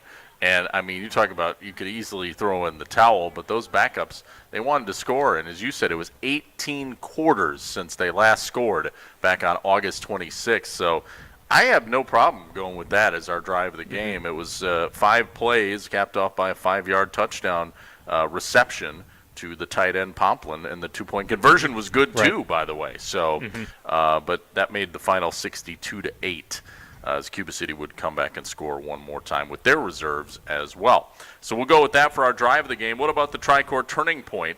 That's brought to you by Tricor Insurance. Insurance plans built for you, your family, and your business.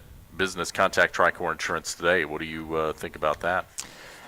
I'm going to say the first punt return touchdown. I think at that point, your Parkview Albany, you're down 7. You have to punt it away. But that punt return for a touchdown, it was just kind of an awkward, kind of sequence where the ball was kind of shanked to. I forget who the returner was, but they caught it on the hop. It was Gallagher. Gallagher, able to, catch it on the near sideline and bring it back, I think, close to, 30 yards. Yeah, 25 yards officially. But, yeah, he caught it on the hop. Basically, he started at about the 30, ran up on it, boom, caught it, and then he was off to the races and scampered in. And that was off of Parkview's second possession of the game. So their first possession, they actually moved the ball a little bit, 6 plays, but then eventually had to punt. Cuba City got it, scored on their first possession. Then the second possession from Parkview Albany, that's when the punt return for a touchdown happened. And that was, I guess, when you look at it that way, that was the second score. So technically speaking, that would be the turning point if you're just looking at it from a purely scoring standpoint. So I think you're right, your instincts on calling that the turning point, the punt return touchdown by Gallagher. Yeah, but I think that just really set the tone for the rest of the game too. I mean, when you're Parkview Albany, you're looking to get off the schneid as you've said, throughout the game, and you're down 7, you think you have a chance, and when a special teams play like that happens, that just kind of knocks down any sort of confidence that you had. Just a thought. Where did the term "get off the schneid" come from? Yeah, that's a good question. Because what is a schneid? Yeah, we'll have to look that up. You know what? I've said it and I've heard it, but what does it mean? Yeah. What is it actually? Are we even saying it right? Do we know? I think it's "get off the schneid," but yeah, I don't know what it means exactly. So we'll have to, we'll have to Google that. Figure it out. If only I had a laptop or something in front of me where I could do what or a smartphone or something. Siri, what does "get off the schneid" mean? Well, we know what it means, but where does it come from? Right. That's really anyway. Or at least what we think it means. What we think, yeah. All right, time to name, let's wrap this thing up. Time to name our scrapper of the game from West End Salvage. A scrapper of the game, player whose hustle and scrappiness stood out in trying to lay the opponent to waste, presented by West End Salvage in Lancaster. I think I know where you may go with this, but go ahead. What do you think, Tyler? I'm going to go the defensive line and the linebackers for Cuba City. I think they definitely needed this type of game, to get their confidence up. As we mentioned throughout the broadcast, Guy Kopp has been, mentioning in pregame on multiple instances about the physicality of his team, especially, on the defensive side of the ball, and they showed up this evening. Absolutely. Whether Parkview Albany was trying to run it up the gut or trying to bounce it outside. The linebackers were swarming. The defensive linemen were, beating their blocks and getting in the backfield as well. You could also go the route of special teams. I mean, 2 punt return touchdowns. Excellent field position throughout the evening. Some credit goes to Parkview. Interception return touchdown. Right, interception return touchdown. Some of that is just due to the punting game for Parkview Albany. That certainly helped, Cuba City as well. But I definitely think that for a defense that, hasn't had a lot of good showings throughout the season, this was, definitely a confidence booster for the Cubans, especially going against a very tough Darlington team next week. Well, I think you bring up some very good points. If we have to name an individual, there's one that I'm thinking of from the Cuba City D-line in particular, and it's John Wackershauser. Yep. I mentioned his name several times, and he's a senior, 5'10", 230-pounder. I just thought he was tenacious on that line. I mean, he got major push, made several solo tackles. When you get D linemen making solo tackles, that means they're working their tail off, is what that means. And he also plays offensive line, too. So, I guess if we had to name a name, not that there weren't other guys who played well, too, I would single out John Wackershauser. I don't know about your thoughts on that. Yeah, I wholeheartedly agree. And he was kind of that centerpiece, for this, defense as well, whether it's, getting through, the offensive line that, made holes for the linebackers to attack as well. So I have no problems with Mr. Wackershauser being our scrapper of the game. All right. That is brought to you by West End Salvage. And it's the player whose hustle and scrappiness stood out in trying to lay the opponent to waste, presented by West End Salvage of Lancaster. Well, Cuba City finally off the schneid. We keep using that word. I know, and we don't even know where it came from. But people know what it means. They get their first win. Yep. Quick shoebox scoreboard update. Final score, River Ridge 50, Blackhawk Warren 26. Wow, that is an emphatic win by the Timberwolves. Yeah, an emphatic win. Yeah, very much a statement victory for River Ridge. And when I saw Blackhawk Warren last week against Southwestern East Dubuque, they jumped out to a 24-0 lead. They scored on their first 3 drives, and there was some moments where Southwestern East Dubuque made it seem like it could be an interesting game after that. So I don't necessarily. I don't want to say that there was, a particular, moment in time where, maybe the offense kind of fell back, but that was a monster showing by River Ridge here tonight, down in Illinois, getting the victory over a conference rival and really Blackhawk Warren, one of the gatekeepers in Division 7. Wow. Yeah, that was, again, emphatic. Just Very impressive. Very impressive. Just got a final in two. Lancaster knocks off Platteville 28-7 on the shoebox scoreboard as well. So we thank you for joining us. Our final 62-8. Cuba City. Just about everything that could go right did go right. Homecoming night 2022 for the Cubans. A big win as they improve now to 1-5, and Parkview Albany falls to 0-6. The only disappointment, I think, if you're a Cuba City fan, is that nobody pulled a Bills Mafia and destroyed that big table out there. Yeah. So I would have liked to have seen that to wrap up the game, but otherwise it was a pretty good night. Well, I'm sure, Kerry Lawson and the staff here at Cuba City are probably glad that something like that didn't happen, especially, since the huddle camera is still on and there's going to be evidence of how it went down. Yeah, you just reminded me I better not go do that. All right, we're not going to do that. That'll wrap it up for us. Tyler, always great calling games with you. Yep, good luck tomorrow afternoon at Potosi Cassville at Peck Argyle. Yep, looking forward to it. All right, that'll wrap it up for our broadcast tonight. Final score, one last time, 62-8, Cuba City over Parkview, Albany. For Tyler Dictanis, I'm Rob Spangler saying have a great night. This is Dubuque Super Hits 106 KIYX, Sageville, Dubuque. This has been a